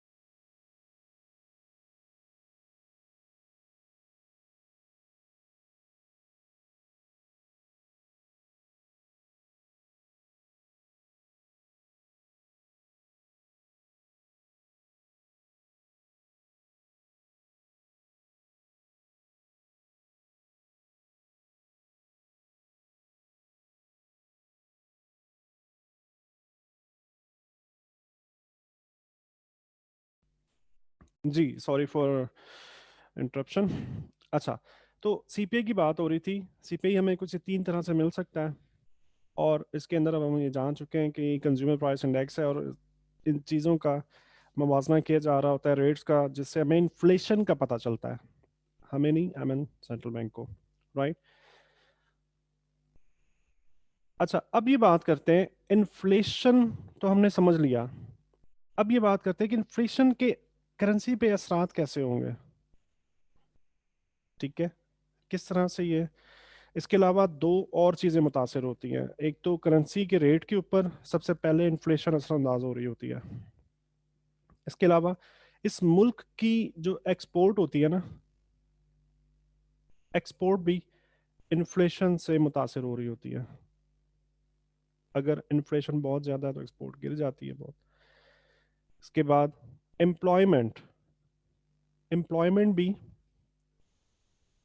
इन्फ्लेशन के उतार चढ़ाव से मुतासर हो रही होती है। तो करेंसी पर इसका कैसे असर हो रहा होता है? होता क्या है कि अगर इन्फ्लेशन बहुत ज़्यादा है, अगर आप करेंसीज को देखोगे ना, मंथली चार्ट के ऊपर आप देखें, ये बहुत बड़े टाइम फ्रेम के अंदर, तो आपको 70% करेंसीज में रेंज नज़र आएगी। बट ये बड़े टाइम फ्रेम्स की बात करो, not M5, M15, H1 and H4। ठीक है, ये जो H1 के अंदर, M15 के, M30 में जो ट्रेंड नज़र आ रहे होते हैं ना, ये एक्चुअली इस रेंज के अंदर pull backs and trending continuation moves होती है ना, इसके अंदर ये वाकया वकूअ पजीर हो रही होती है। होता क्या है, बैंक इस मुल्क की इन्फ्लेशन कुछ ख़ास लेवल्स तक ही रखता है। जैसा मैंने आपको बताया कि इन्फ्लेशन अगर बढ़ जाएगी तो एक्सपोर्ट भी डिस्टर्ब होंगी, एम्प्लॉयमेंट भी डिस्टर्ब होगा, करेंसी भी डिस्टर्ब होगी। ये कैसे, अभी आपको बताने वाला हूँ।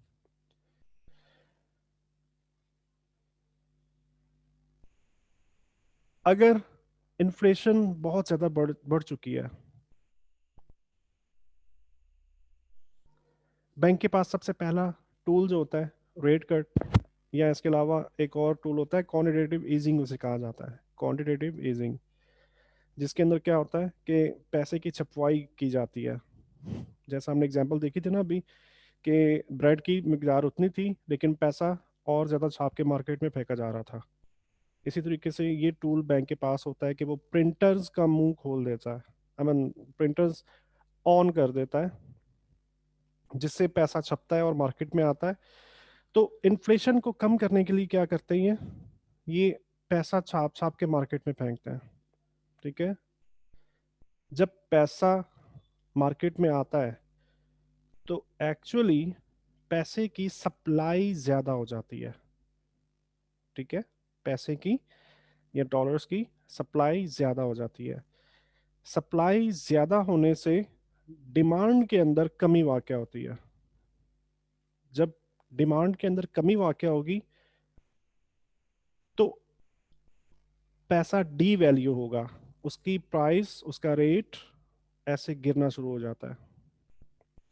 जब भी किसी भी, मतलब ये जस्ट एग्जांपल है, किसी भी चीज की सप्लाई जब बढ़ जाती है ना और डिमांड में कमी वाक़ हो जाए तो उसकी प्राइस नीचे गिरना शुरू हो जाती है। डिमांड और सप्लाई के रूल्स हैं ये। बिल्कुल ऐसे ही करेंसी पे क्या इफेक्ट आएगा, पैसा बहुत ज्यादा मार्केट में फेंका जा रहा है, छाप छाप के नया पैसा छाप छाप के फेंका जा रहा है जिससे पैसे की सप्लाई बढ़ गई। सप्लाई बढ़ने के बाद डिमांड में कमी वाक़ हुई। डिमांड में कमी वाक़ होने की वजह से पैसे की प्राइस में या एक्सचेंज रेट में कमी वाक़ होती है और हमें ये ट्रेड मिलती है, सेल की ट्रेड मिलती है फिर हमें।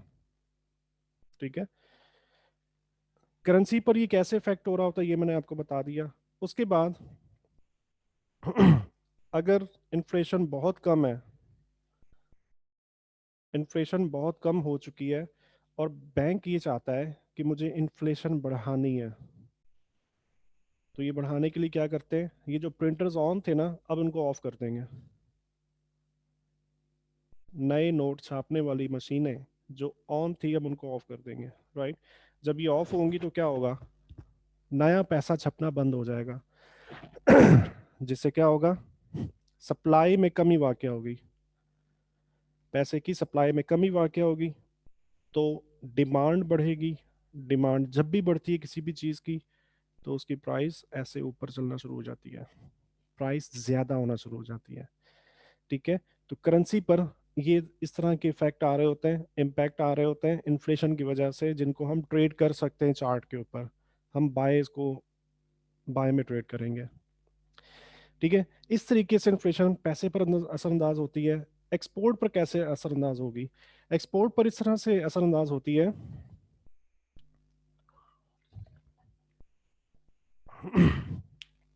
जब पैसे की सप्लाई बहुत ज्यादा हो गई, उससे डिमांड में कमी वाक़ हुई और रेट गिरना शुरू हो गया। ठीक है, पैसा पैसे की प्राइस गिरना शुरू हो गई है। अगर आप एक्सपोर्ट बेस्ड कंट्री हो, जस्ट ये एग्जांपल एक्सपोर्ट बेस्ड यानी कि ऐसा मुल्क जिसकी आमदन का सबसे बड़ा पार्ट एक्सपोर्ट करने की वजह से हो, तो इसकी एक्सपोर्ट बढ़ जाती है एक्चुअली ठीक है, एक्सपोर्ट बढ़ जाती है। क्यों, क्योंकि पैसे की वैल्यू कम हो गई है। अब बाहर के जो मुल्क हैं उनको आपकी प्रोडक्ट सस्ते दामों मिल रही है। जब ये पैसा डी वैल्यू हुआ ना तो इसके दाम कम हो गए, प्राइस कम हो गई, तो बाहर के जो मुल्क हैं जो आपसे इंपोर्ट कर रहे हैं उन मुल्कों को आपकी प्रोडक्ट अब सस्ते दामों मिलती हैं, जिसकी वजह से एक्सपोर्ट में इजाफा होता है। अगर आप फॉर एग्जांपल ब्रेड की बात कर लेते हैं, अब ब्रेड बना रहे हो, पैसा डी वैल्यू हो रहा है। ठीक है, अब वो ब्रेड सस्ती मिल रही है बाहर के मुल्कों को, तो वो ब्रेड ज्यादा से ज्यादा ऑर्डर करने की कोशिश करेंगे। अगर वो पहले 10 ब्रेड मंगवाते थे तो अब पॉसिबली 20 मंगवा सकते हैं या 15। इस तरीके से एक्सपोर्ट जो है ना ये इंक्रीज हो रही होती है। इस तरीके से इन्फ्लेशन किसी भी मुल्क की एक्सपोर्ट पर भी इफेक्टिव होती है, राइट। एम्प्लॉयमेंट पर कैसे होती है? होता क्या है कि जब भी पैसा मार्केट में आता है, सप्लाई बढ़ती है, डिमांड में कमी वाक़ होती है, तो सेंट्रल बैंक वो जो पैसा छाप रहा होता है ना, किसी भी मुल्क का सेंट्रल बैंक जब पैसा प्रिंट करता है, वो डायरेक्टली तो लोगों के घरों पे आके नहीं देता, ठीक है। वो क्या करता है, वो छोटे छोटे बैंक्स जो होते हैं ना, जैसे हमारे यहाँ एमसीबी, यूबीएल, एबीएल, ब्ला ब्ला ब्ला, इन बैंक्स को एज अ मीडियम यूज करता है, और वो प्रिंटेड पैसा इन बैंक्स को भेजता है, छोटे छोटे बैंकों को, और उनके थ्रू ये पैसा मार्केट में आता है। होगा क्या, जब छोटे बैंकों के पास पैसा ज्यादा आता है ना, तो ये लोग आसान शर्तों पर कर्जे देना शुरू कर देते हैं। छोटे बैंक्स आसान शर्तों पे, मिसाल के तौर पे अगर आज किसी को भी बैंक से लोन लेने की जरूरत पेश आए, वो बैंक में जाता है और बैंक से कहता है जी मुझे 50 लाख रुपए लोन चाहिए, मेरा बिजनेस चल रहा है और मुझे बिजनेस की एक नई ब्रांच ओपन करनी है, उसके लिए मुझे पैसा चाहिए। तो बैंक क्या करता है, नॉर्मल हालात के अंदर बैंक शर्तों की एक बहुत बड़े बड़े पर्चे पूरा प्रिंट निकाल के ना, कोई पूरी कॉपी रख देता है उसके आगे, जिसमें इतनी शर्तें होती हैं कि आपको ये प्रॉपर्टी मॉर्गेज करवानी है, आपको ये करना है, ये डॉक्यूमेंट फ्ला डॉक्यूमेंट फ्ला डॉक्यूमेंट। तो वो मुश्किल, इतनी ज्यादा शर्तें इतनी ज्यादा मुश्किल होती हैं, आधे लोग तो वैसे ही भाग जाते हैं, वो लोन अप्लाई नहीं करते, ठीक है। लेकिन अगर सेंट्रल बैंक छोटे बैंक्स को पैसे की सप्लाई दे रहा है, अब इन बैंकों के पास कर्जा देने के लिए पैसा वाफर मिकदार में मौजूद होता है। फिर ये लोग क्या करते हैं, इस चीज को तरगीब देने के लिए, इम्प्रूव करने के लिए, कि लोग आए हमारे पास और कर्जा लें, ये लोग क्या करते हैं, अपनी शर्तों के अंदर बहुत ज्यादा नरमी कर देते हैं, जिससे क्या होता है कि आपको आसान शराइत के ऊपर कर्जा मिल रहा होता है। अब नॉर्मल हालात के अंदर मैं जिस बैंक के पास जाता हूँ कर्जे के लिए, और उसने बहुत ज्यादा शर्तें रखी और मैं वापस आ गया, कर्जा नहीं लिया मैंने, अब वही बैंक का मैनेजर अब मुझे फोन करेगा दोबारा, और मुझे ये नहीं कहेगा कि जी हमें सेंट्रल बैंक की तरफ से इंस्ट्रक्शंस हैं, वो जस्ट हमें ये कहेगा कि हमें आपके डॉक्यूमेंट बहुत अच्छे लगे, आपकी आपका बिजनेस अच्छा है, इसकी ग्रोथ अच्छी है, आपके फला फला फला चीज़ें भी ठीक है, तो हम अपने अपने अपने कर्जे की जो शर्तें हैं उसके अंदर बहुत नरमी ला रहे हैं, और हम आपको ऑफर कर रहे हैं कि आप हमसे 50 लाख के बजाय 1 करोड़ रुपए का लोन ले लो, ठीक है। तो वो बहुत आसान शर्तों के ऊपर लोन देंगे। अब लोन जब किसी बिजनेसमैन को मिलता है तो वो क्या करेगा, नई ब्रांच ओपन करेगा। नई ब्रांच, मिसाल के तौर पर अगर आपका होटल है और आपको होटल एक और शहर के अंदर होटल ओपन करना है, लोन भी आपको मिल जाता है, तो आप क्या करोगे, वो बिल्डिंग खड़ी करने के लिए सबसे पहले कॉन्ट्रैक्टर्स, लेबर हायर हो गई, एम्प्लॉयमेंट बढ़ी। अब उस होटल को बनने के बाद चलाने के लिए आपको अकाउंटेंट चाहिए, आपको वेटर्स चाहिए, आपको कुक चाहिए, आपको गार्ड चाहिए, और बहुत सारी ऐसी सर्विसेज जो एक होटल में इन्वॉल्व होती हैं। तो वो तमाम लोग हायर हो गए, हायर आई मीन, राइट। तो हायर होने से क्या मतलब है कि एम्प्लॉयमेंट बढ़ गई, ठीक है। तो इसी तरीके से जस्ट मैंने आपको समझाने की खातिर ये चीजें एक मिसाल दी है कि इन्फ्लेशन जो होती है ना, इसको समझना इसलिए बहुत जरूरी है कि इस मुल्क की मईशत जो होती है इन्फ्लेशन के ऊपर खड़ी होती है। इस मुल्क की करेंसी का रेट, इस मुल्क के एक्सपोर्ट्स और एम्प्लॉयमेंट, ये तमाम चीजें इन्फ्लेशन पर डिपेंड कर रही होती हैं। अच्छा जी, इसके अलावा कुछ साइड इफेक्ट देख लेते हैं इन्फ्लेशन के। इंक्रीज्ड, अगर किसी भी मुल्क में मौजूद इन्फ्लेशन बहुत बढ़ जाए तो क्या क्या इश्यूज आ सकते हैं। इससे पहले मैं आपको एक और चीज बता देता हूँ। ये कॉन्सेप्ट समझने के बाद फिर आपको ये चीजें अच्छे से समझ में आएंगी। जैसा मैंने आपको बताया था कि बैंक इन्फ्लेशन कम कर रहा होता है बैंक, इन्फ्लेशन ज्यादा कर रहा होता है। एक क्वेश्चन रेज होता है यहाँ पे कि ऐसा करने की जरूरत क्यों पेश आ रही है? बार बार इन्फ्लेशन को कम किया जा रहा है, बार बार इन्फ्लेशन को ज्यादा किया जा रहा है, तो कुछ तो ऐसा है कि जो ऐसा बार बार करने की जरूरत पेश आ रही है।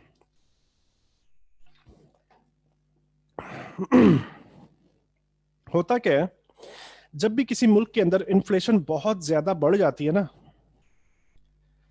तो उस मुल्क की गवर्नमेंट के लिए ये बहुत फायदेमंद चीज होती है। गवर्नमेंट के लिए बहुत फायदेमंद चीज होती है, लेकिन अवाम के लिए ये बहुत ही परेशानी का बायस होती है। ठीक है, कैसे? कि इन्फ्लेशन बढ़ी, एक्सपोर्ट बढ़ गई। वो कैसे बढ़ती है मैंने आपको भी बताया डिटेल में सारा। एक्सपोर्ट बढ़ रही है तो गवर्नमेंट को टैक्स मिल रहे हैं, गवर्नमेंट फायदे में है, राइट। इन्फ्लेशन बढ़ी तो एम्प्लॉयमेंट भी बढ़ गई। इन्फ्लेशन बढ़ी, करेंसी का रेट डाउन जा रहा है। लेकिन गवर्नमेंट बहुत खुश रहती है, और आवाम के लिए नुकसानदेह। आवाम के लिए नुकसानदेह क्यों है? क्योंकि इस मुल्क में मौजूद महंगाई बहुत ज्यादा रहती है उस वक्त में।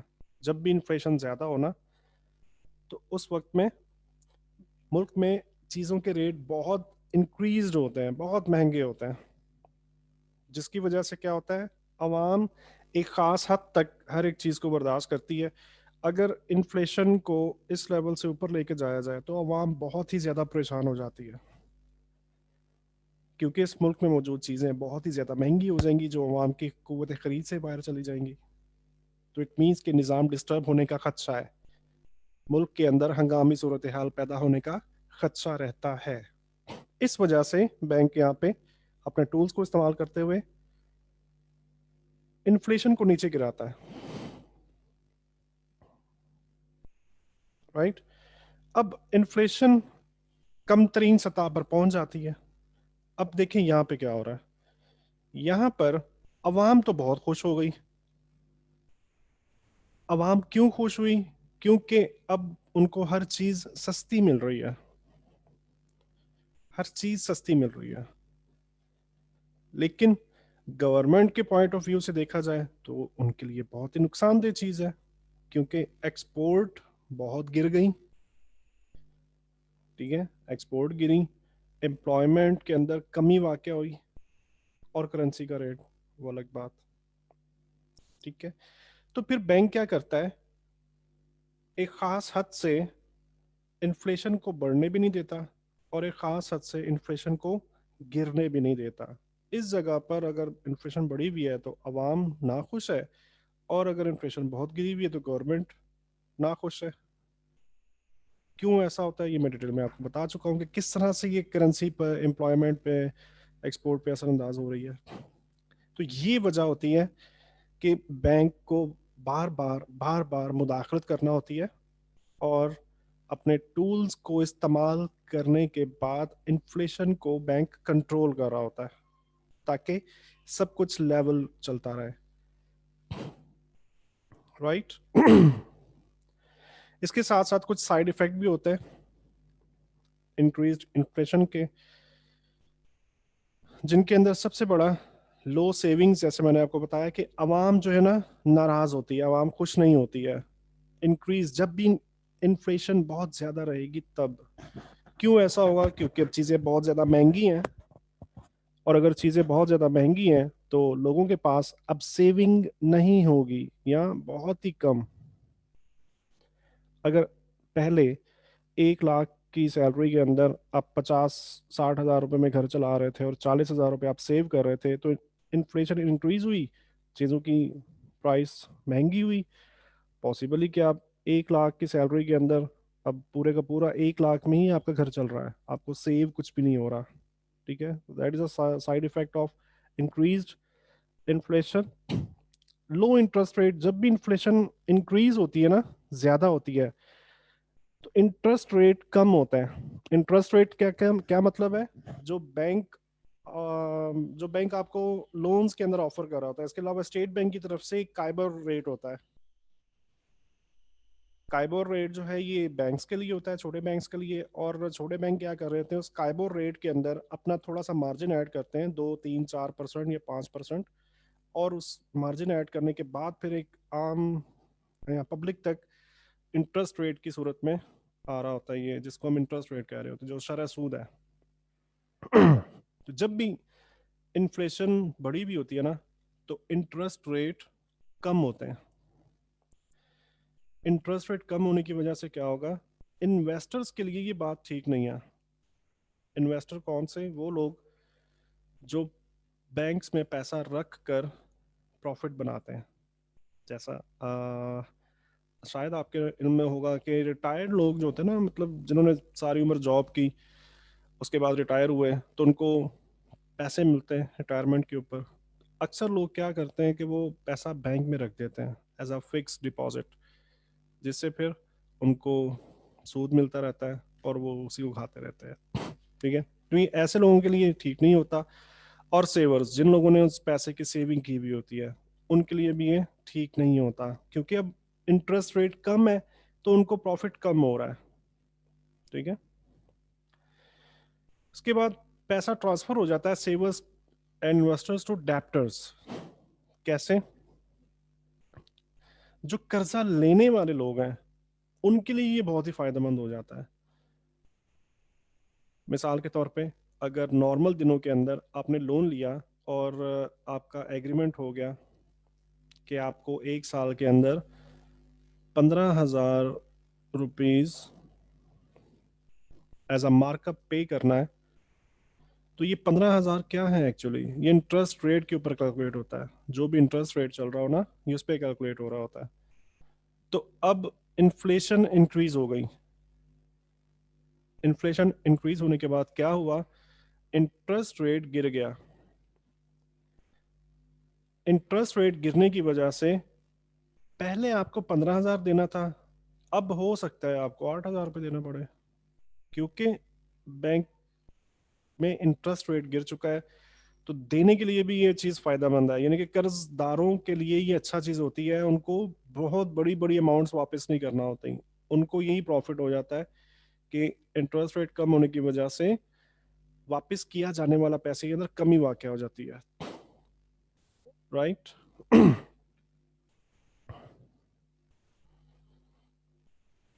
इसके बाद इनएफिशिएंट गवर्नमेंट स्पेंडिंग, ये भी एक फैक्ट है तारीख के अंदर देखें तो। जब भी इन्फ्लेशन इंक्रीज होती है, तो जैसा आपको बताया कि हुकूमतें खुश होती हैं। हुकूमतें खुश क्यों होती हैं, एक्सपोर्ट्स बहुत ज़्यादा हो रही होती हैं, टैक्सेस बहुत ज़्यादा इनको मिल रहे होते हैं, तो हुकूमत के पास बहुत ज़्यादा पैसा आ जाता है। तो जब भी बहुत ज़्यादा पैसा आना शुरू हो जाए, तो गवर्नमेंट क्या कर रही होती है, इनएफिशिएंट एक्सपेंडिंग कर रही होती है, यानी कि ऐसी जगह पर पैसा इन्वेस्ट कर रही होती है जहां पर पैसा लगाने की जरूरत ना भी हो। राइट। उसके बाद मैल इन्वेस्टमेंट्स का मतलब है कि जी मिसाल के तौर पे, अगर आपने प्रॉपर्टी बाय करी और 5 साल के बाद उसको 10 लाख का, या आपको 10 लाख का प्रॉफिट होने वाला था, तो इंक्रीज इन्फ्लेशन की वजह से इन्वेस्टमेंट ना खराब, मतलब प्रॉपर्टी के रेट फिर आपको कम मिलेंगे ऐसे ऐसे मौकों पे, जिससे आपकी इन्वेस्टमेंट जो है ना, अब उस पे बनने वाला प्रॉफिट आपको कम मिल रहा होता है। इसके बाद हायर टैक्सेस। हायर टैक्सेस से मतलब है कि इंक्रीज्ड इन्फ्लेशन के अंदर एम्प्लॉयमेंट बढ़ जाती है। जैसे आपको मैंने डिटेल से बताया कि कैसे बढ़ती है एम्प्लॉयमेंट। अब मिसाल के तौर पे पहले नॉर्मल दिनों के अंदर 4 लाख लोग एम्प्लॉयड थे। ठीक है, इन्फ्लेशन इंक्रीज हुई, करेंसी का रेट डाउन हुआ, स्टेट बैंक ने पैसा दिया छोटे बैंकों को कि लोन दो, लोन्स दिए बैंक ने। वो बैंक्स, बिजनेसमैन उन बैंक से लोन लेकर नई ब्रांचेस बनाई और लोगों को हायर किया, जिससे एम्प्लॉयमेंट बढ़ गई। इसका मतलब है कि इन्फ्लेशन बढ़ने के बाद 6 लाख लोग फॉर एग्जांपल एम्प्लॉयड हो गए।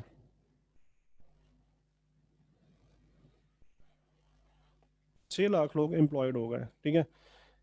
पहले क्या हो रहा था, गवर्नमेंट को 4 लाख लोग टैक्स दे रहे थे, अब गवर्नमेंट को 6 लाख लोग टैक्स दे रहे हैं, ठीक है। इसके बाद इसके अलावा एक और काम क्या हो रहा था, मिसाल के तौर पे अगर आपकी सैलरी 1 लाख रुपया थी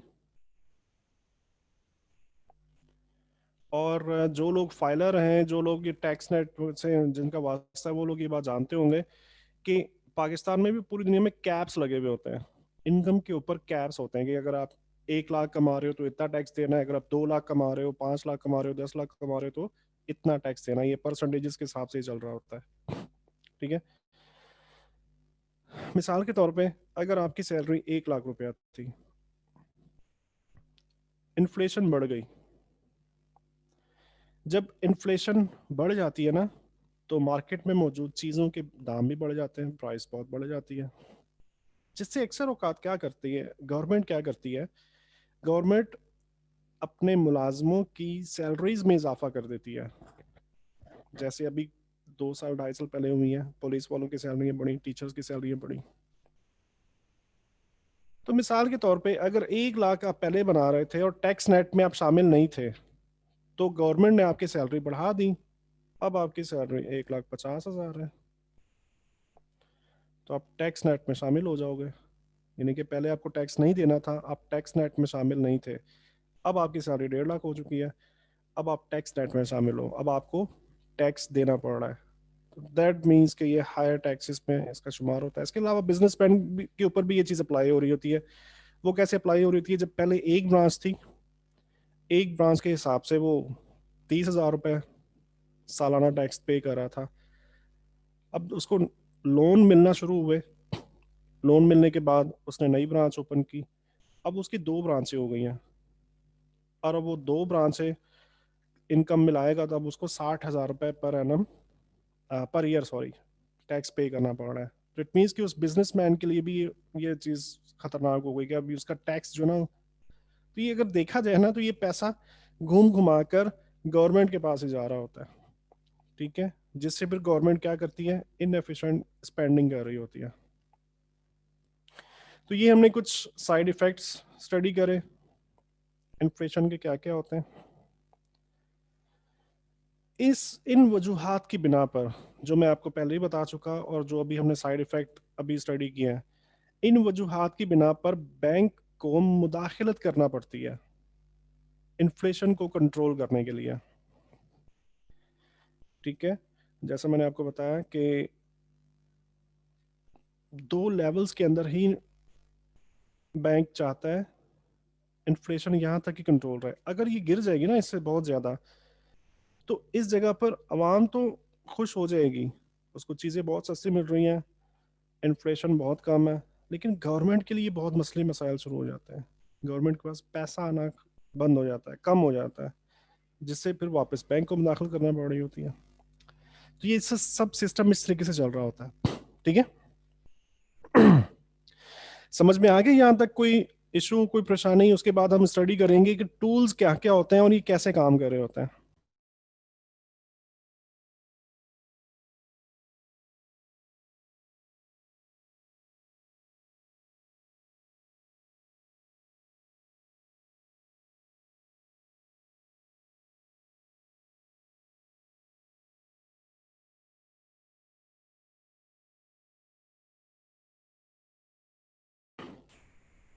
ठीक है, गुड। अच्छा जी, अब हम देखते हैं कि सेंट्रल बैंक के पास कौन कौन से टूल्स होते हैं और उन टूल से वो कैसे काम लेता है और करेंसी पे उसके इफेक्ट कैसे आ रहे होते हैं। बता भी चुका हूँ मैं इन तमाम बातों में, थोड़ा सा और भी आपको अच्छे से समझ में आ जाएगा अगर समझ में नहीं आया।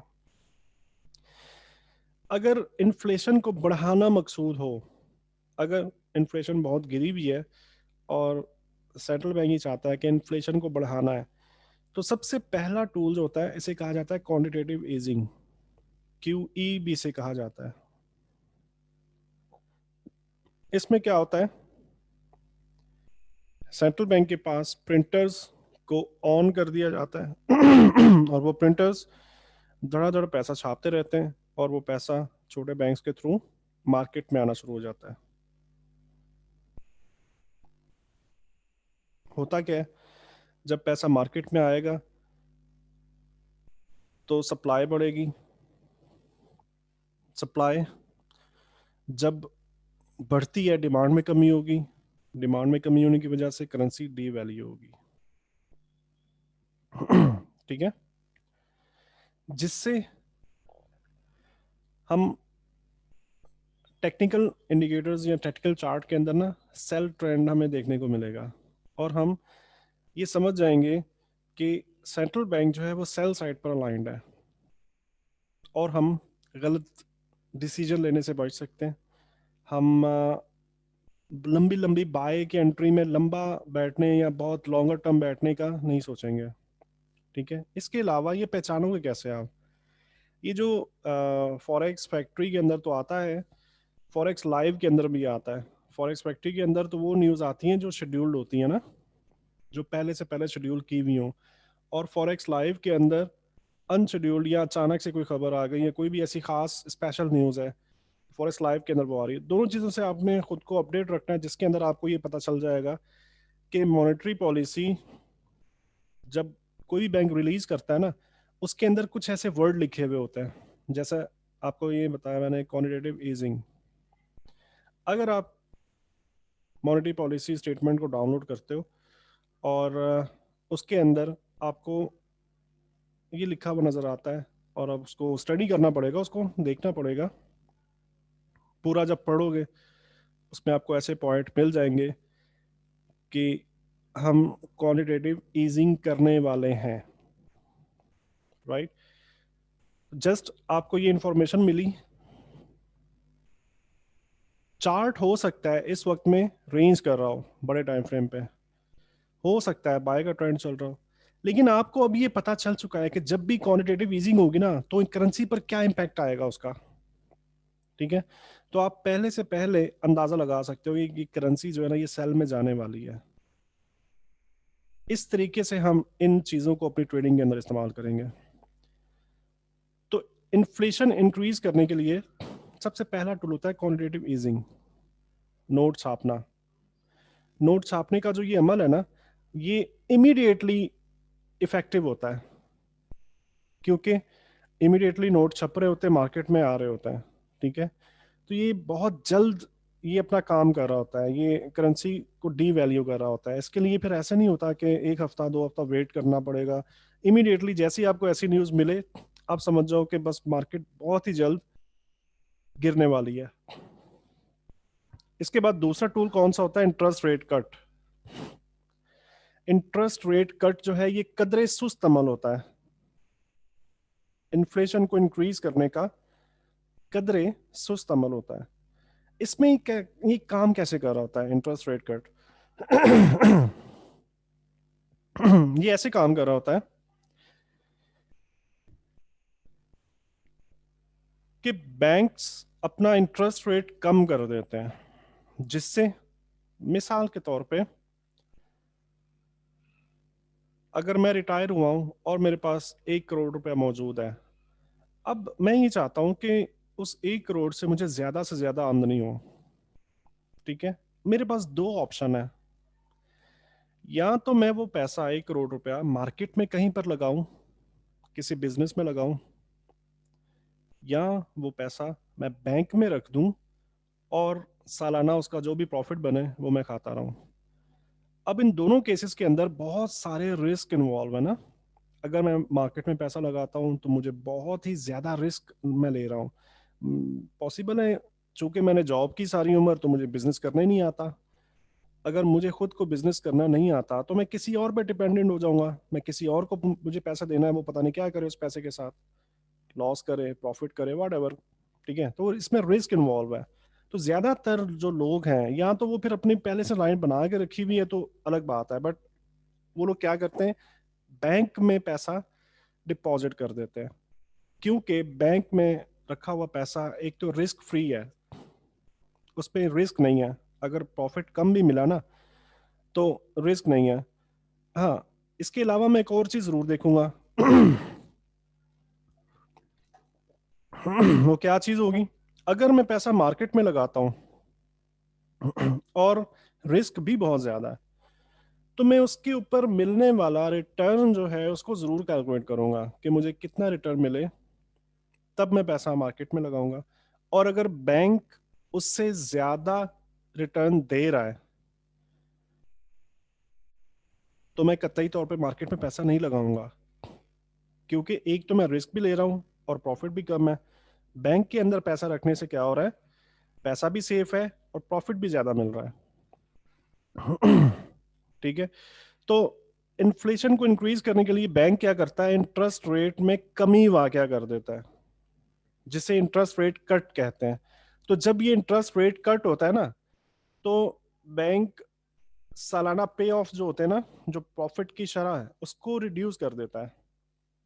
अब अगर मैं ये सोचूंगा कि मुझे वो 1 करोड़ मार्केट में लगाना चाहिए या बैंक में लगाना चाहिए, तो मार्केट में वो पैसा इन्वेस्ट करने से मुझे ज्यादा प्रॉफिट बन रहा है अगेंस्ट बैंक के। अगर मैं बैंक में पैसा रखूं तो मुझे बहुत ही कम प्रॉफिट मिल रहा है, क्योंकि इंटरेस्ट रेट कट हो चुका है, बैंक बहुत कम इंटरेस्ट रेट ऑफर कर रहा है। ठीक है। तो जब भी इंटरेस्ट रेट कट होता है ना, तो बैंकों में पड़ा हुआ पैसा जो बैंक्स में डंप हुआ हुआ होता है, ये पैसा भी निकलता है और मार्केट में आना शुरू हो जाता है, क्योंकि मार्केट के अंदर अब ज्यादा प्रॉफिट मिल रहा है लोगों को। ठीक है। तो ये पैसा जब बैंकों से निकल के मार्केट में आएगा तो गर्दिशी नोटों की तादाद में इजाफा होगा, जिससे इन्फ्लेशन इंक्रीज होगी। ठीक है। ये 2 टूल्स होते हैं मेजर जिनको बैंक इस्तेमाल करता है। इसके अलावा अगर इन्फ्लेशन गिराना मकसूद हो, इन्फ्लेशन कम करना मकसूद हो, तो बैंक क्या करता है, क्वांटिटेटिव ईजिंग एग्जिट इसे कहा जाता है, और क्वांटिटेटिव ईजिंग टेपरिंग। ठीक है। क्यू ई एग्जिट या क्यू ई टेपरिंग इसे कहा जाता है। इसका मतलब है कि जब भी क्यू ई टेपरिंग या क्यू ई एग्जिट का वर्ड आप कहीं पर किसी भी सेंट्रल बैंक की स्पीच में, गवर्नर की स्पीच में, या सेंट्रल बैंक की मॉनेटरी पॉलिसी के अंदर आप ये देखो, तो आप समझ जाओ कि ये बैंक आगे क्या करने वाले हैं। ये लोग बताते हैं। ये चीज़ें वो हैं जो अक्सर औकात आपकी नज़रों में से गुजरेंगी। ये वर्डिंग्स, ये तमाम चीज़ें आपकी नज़रों में से गुजरने वाली हैं, जिससे आपको अंदाज़ा हो जाएगा कि करेंसी लॉन्गर टर्म के अंदर क्या बिहेव करने वाली है, अप जाने वाली है, डाउन आने वाली है। इसका क्या मतलब है, कैसे ही काम करेगा। जब क्वांटिटेटिव ईजिंग एग्जिट होगा तो क्या होगा, सप्लाई बंद हो जाएगी। क्यों बंद होगी मार्केट में, सॉरी, सप्लाई क्यों बंद होगी, क्योंकि प्रिंटर्स अब स्विच ऑफ किए जा चुके हैं, नए नोट प्रिंट होना बंद हो गए, सप्लाई कम हो गई। सप्लाई कम होने की वजह से डिमांड में इजाफा हुआ। जब डिमांड में इजाफा होगा तो क्या होगा, प्राइस ऊपर जाएगी, और हम इस इंफॉर्मेशन की वजह से हम बाय करेंगे। ठीक है। और उस वक्त तक बाय करेंगे, ट्रेंड इतने लंबे होते हैं, उस वक्त तक बाय करेंगे जब तक इंटरेस्ट रेट कट का ऐलान ना हो या अगेन क्वांटिटेटिव ईजिंग का ऐलान ना हो। उस वक्त तक हम इसे लॉन्गर टर्म में, ये मैं बात कर रहा हूँ डेली टाइम फ्रेम, करीब करीब डेली टाइम फ्रेम जो होते हैं। ठीक है। उस वक्त तक हम ये बाय कर सकते हैं, क्योंकि हमें ये पता है कि बैंक क्वांटिटेटिव ईजिंग कर रहा है, I mean quantitative easing exit कर रहा है, जिसका इम्पैक्ट क्या होगा, करेंसी स्ट्रांग होगी। तो हमें ये पता है कि सेंट्रल बैंक जो है ना, ये बुलिश है। सही है। सेंट्रल बैंक बुलिश क्यों है, क्योंकि ये इन्फ्लेशन को डिक्रीज कर रहा है। तो हम हर पुल बैक पर, ये मार्केट जितना भी गिरेगी ना, हमें ये पहले से पहले अंदाजा होगा कि ये गिरी तो है, जरूर गिरी है, लेकिन ये ऐसे नहीं गिरेगी, क्योंकि सेंट्रल बैंक बुलिश है। नीचे गिरेगी और ये वापस ऐसे ऊपर जाएगी। That is actually trading technique. ये मैं अगले लेक्चर में आपको बताऊंगा कि आप इस इंफॉर्मेशन को ट्रेड कैसे करोगे अब। राइट। तो नंबर 1 पे हो गया क्वांटिटेटिव ईजिंग एग्जिट। नंबर 2 पे इंटरेस्ट रेट हाइक, यानी कि इंटरेस्ट रेट को बढ़ाया जाता है।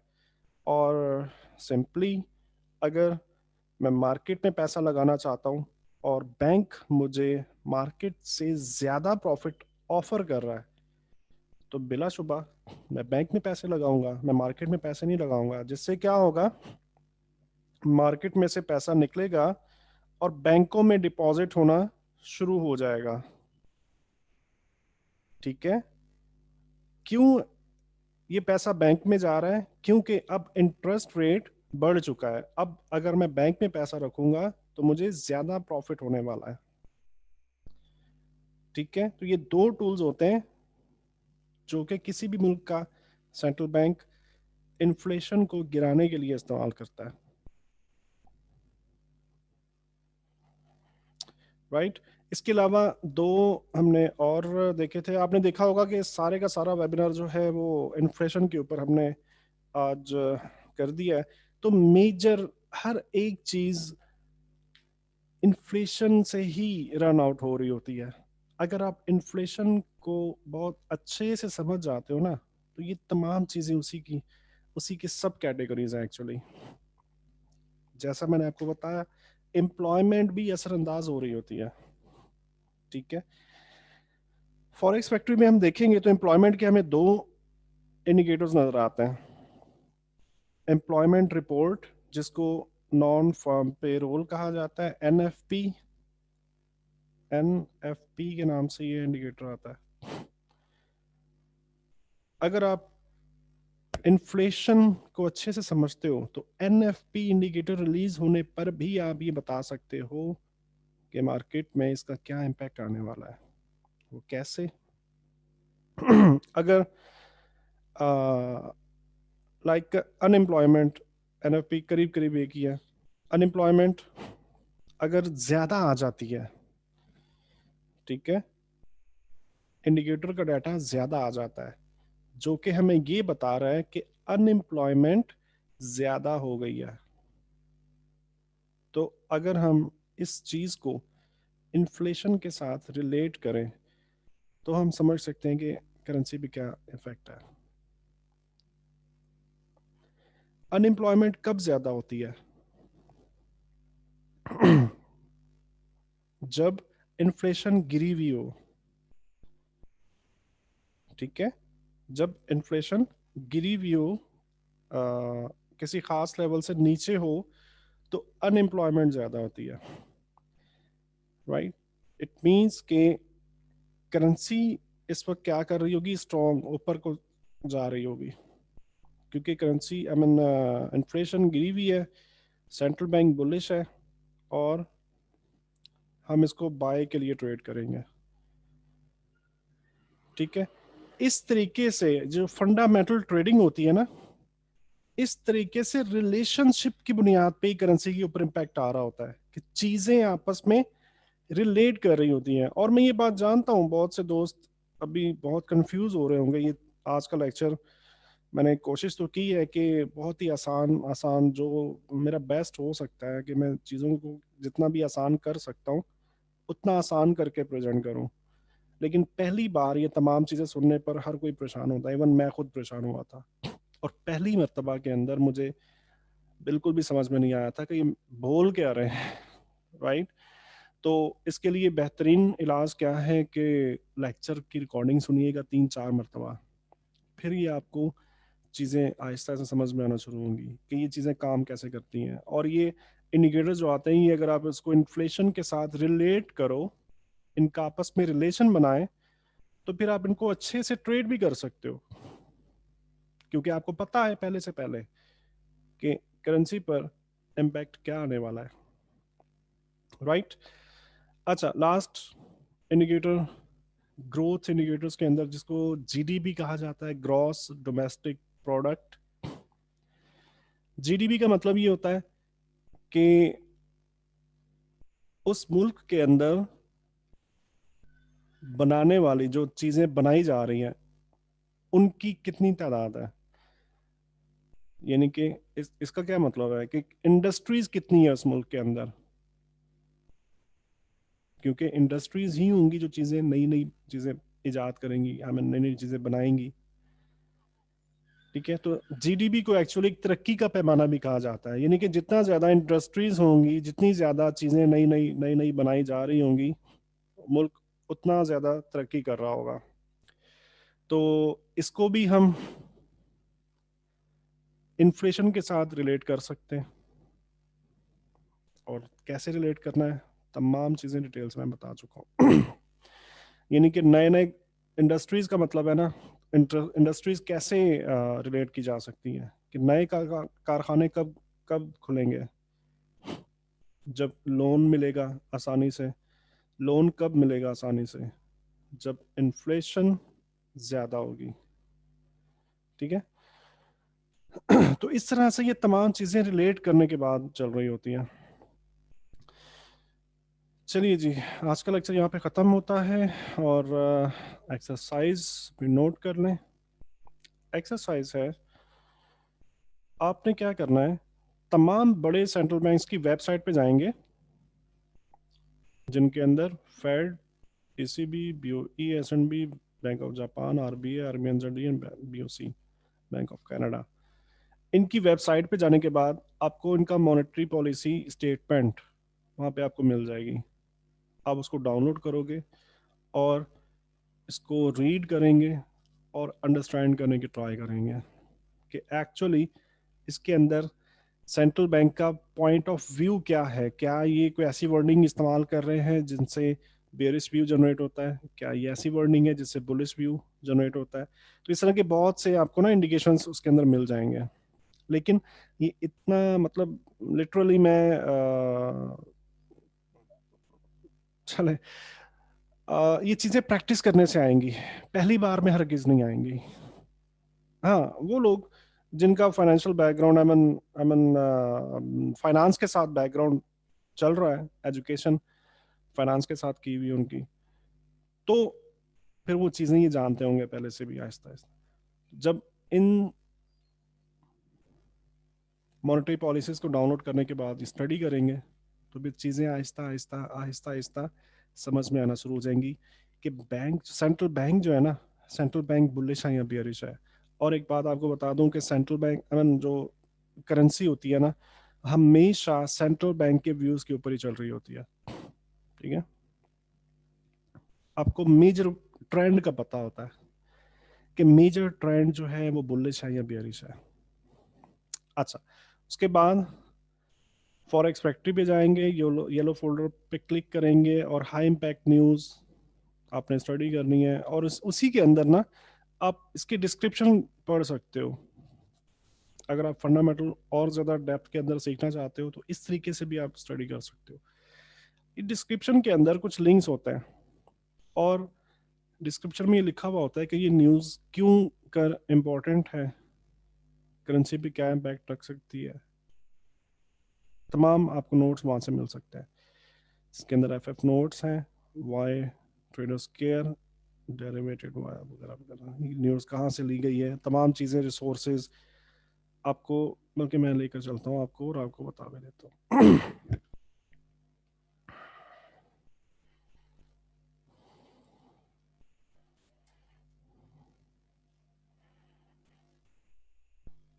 अच्छा, ये फॉरेक्स फैक्ट्री के ऊपर आने के बाद ये देखें, ये डिटेल्स में हम जाएंगे, और डिटेल्स में जाने के बाद ये वाला फोल्डर, ठीक है। सोर्स क्या है? Bank of Japan. अब यहाँ से ही क्लिक करने के बाद आप बैंक ऑफ जापान की साइट पर भी जा सकते हैं। More hawkish than expected is good for currency. Frequency क्या है? Scheduled 8 times per year, about 10 days after the monetary policy statement is released. Monetary policy के आने के बाद ये 10वें दिन न्यूज आती है। Summary of opinions, next release कब होने वाली है? 28 दिसंबर 2020 को ये नेक्स्ट रिलीज आएगी। एफ नोट्स के अंदर, this report close the BOG projection for inflation and economic growth source first release in February 2016।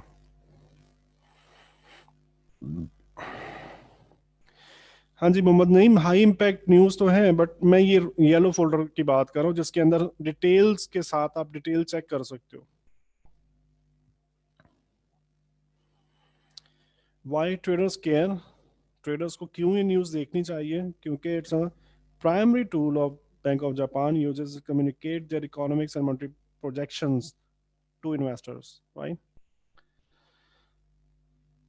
तो इस तरीके से आप हर न्यूज़ की डिटेल्स को देख सकते हो, इसकी नेक्स्ट रिलीज को देख सकते हो, इस येलो फोल्डर के अंदर ये तमाम डिटेल्स पोशीदा होती हैं, राइट?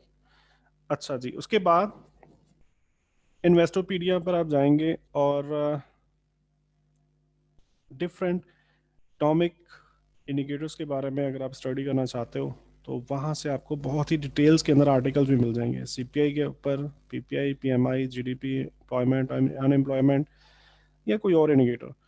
तो आपको शौक है फंडामेंटल में आगे बढ़ने का, आपको शौक है कि आपने इसमें कैरियर बनाना है, तो मैं आपको उसके रास्ते बता दूंगा। आपने आपको पढ़ने का तरीका, वो तमाम चीज़ें आप कहाँ से कलेक्ट कर सकते हो, ये तमाम चीज़ें आपको गाइड कर दूंगा मैं। तो इन्वेस्टोपीडिया पर आप जा करके इन इंडिकेटर्स के बारे में डिटेल से स्टडी कर सकते हो, राइट? इसके बाद पढ़ेंगे और समझेंगे सेंट्रल बैंक्स की पॉलिसीज, उनके जो गवर्नमेंट्स, सॉरी गवर्नर्स जब स्पीच दे रहे होते हैं ना, किसी भी सेंट्रल बैंक का गवर्नर जब स्पीच दे रहा होता है तो आपने उनकी स्पीचेस को सुनना है।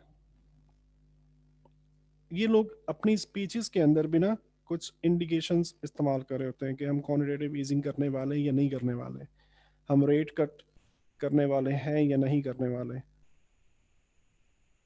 तो ये तमाम चीज़ें आपको इन सोर्सेस से मिल सकती हैं। थोड़ा सा इस पे जान लगाना होगी, अगर आपको शौक है तो मेहनत करना होगी। लेकिन अगर ये बात कही जाए कि फॉरेक्स मार्केट की या ट्रेडिंग की हॉली ग्रेल क्या है, तो फंडामेंटल मैं ये कह सकता हूँ कि ये हॉली ग्रेल है। मार्केट अल्टीमेटली उसी डायरेक्शन में मूव कर रही होती है जिस डायरेक्शन में सेंट्रल बैंक अलाइन हो, ठीक है? तो बहुत मेहनत तलब काम है, ये इतना शॉर्ट नहीं है, इसमें ये जस्ट मैंने आपको ना ओवरव्यूज दिए हैं, तमाम चीज़ों के ओवरव्यूज दे दिए मैंने आपको। बट आप जब स्टडी करने बैठोगे, ये बहुत लंबे लंबे टेन्योर की चीज़ें हैं और बहुत मेहनत चाहती है, तो आपको शौक होना चाहिए सबसे पहले।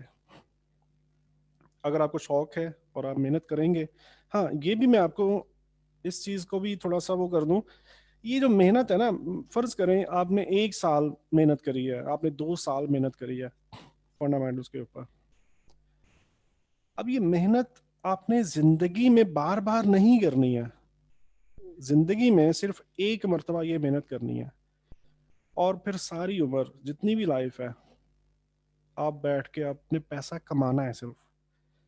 तो मैं ये चाहूंगा, आपको रेकमेंड करूंगा कि फंडामेंटल पर जो लोग करना चाहते हैं, अगले लेक्चर के अंदर मैं डिटेल के साथ स्ट्रेटजीज भी बता दूंगा, लेकिन अल्टीमेटली जाना फिर भी आपको जो पॉलिसीज है ना उनको देखना पड़ेगा, उनको स्टडी करना पड़ेगा, ठीक है? तो अल्टीमेटली मेहनत के बगैर कुछ नहीं होगा। एक मरतबा ज़रूर कोशिश करें। और आज का लेक्चर यहाँ पे ख़त्म होता है। यू कैन आस्क एनीथिंग, अगर कोई भी क्वेश्चन मौजूद है।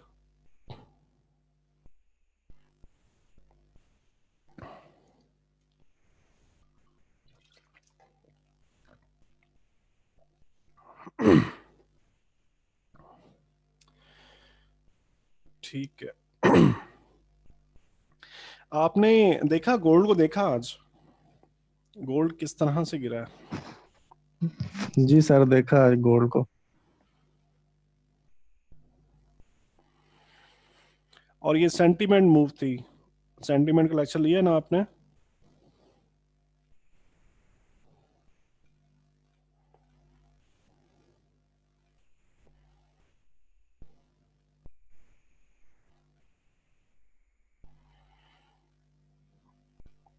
ये देखें, ये एक्चुअली कोरोना की वैक्सीन पी फाइजर कंपनी है, उन्होंने क्लेम किया है कि कोरोना की वैक्सीन जो है ना ये 90% तक कारामद है, उन्होंने जो रिसर्च किया है। और ये देखिए 1139 pip, very huge amount of pips. मतलब आज बहुत से लोग मिलीनियर बन चुके होंगे, और बहुत से लोग जो स्टॉप लॉस के बगैर काम करते हैं, आज बहुत लोग डूबे भी होंगे। तो जो लोग रिस्क सेंटिमेंट को जानते हैं, जैसे अब आप समझ चुके हो, तो ये देखो क्या ऐसे हो सकता था कि कोई और चीज, मेरा नहीं ख्याल कि पहले से पहले आपको बता सकती है। तो इसी वजह से आपसे कहा था कि आपने अपने सामने ओपन रखना है फॉरेक्स लाइव, और जिस वक्त में न्यूज़ आती है ना, 10 सेकंड के बाद फॉरेक्स लाइव के ऊपर अपडेट हो जाती है। अच्छा, इसके अलावा मैंने आपसे कहा था कि टेक्निकल चार्ट में भी एम्बेडेड होती हैं चीज़ें। ठीक है, ये देखें, ये मैं कल से देख रहा था, ये डाइवर्जेंस जो है ना, ये मैं कल से देख रहा था। ये देखें, ठीक है। तो मेहनत करेंगे ना जब, तो बिलीव मी, इतना पोटेंशियल रखा हुआ है, इतना पोटेंशियल रखा हुआ है कि आपकी सोच है। लेकिन मैं चाहूंगा एक मर्तबा अच्छे से मेहनत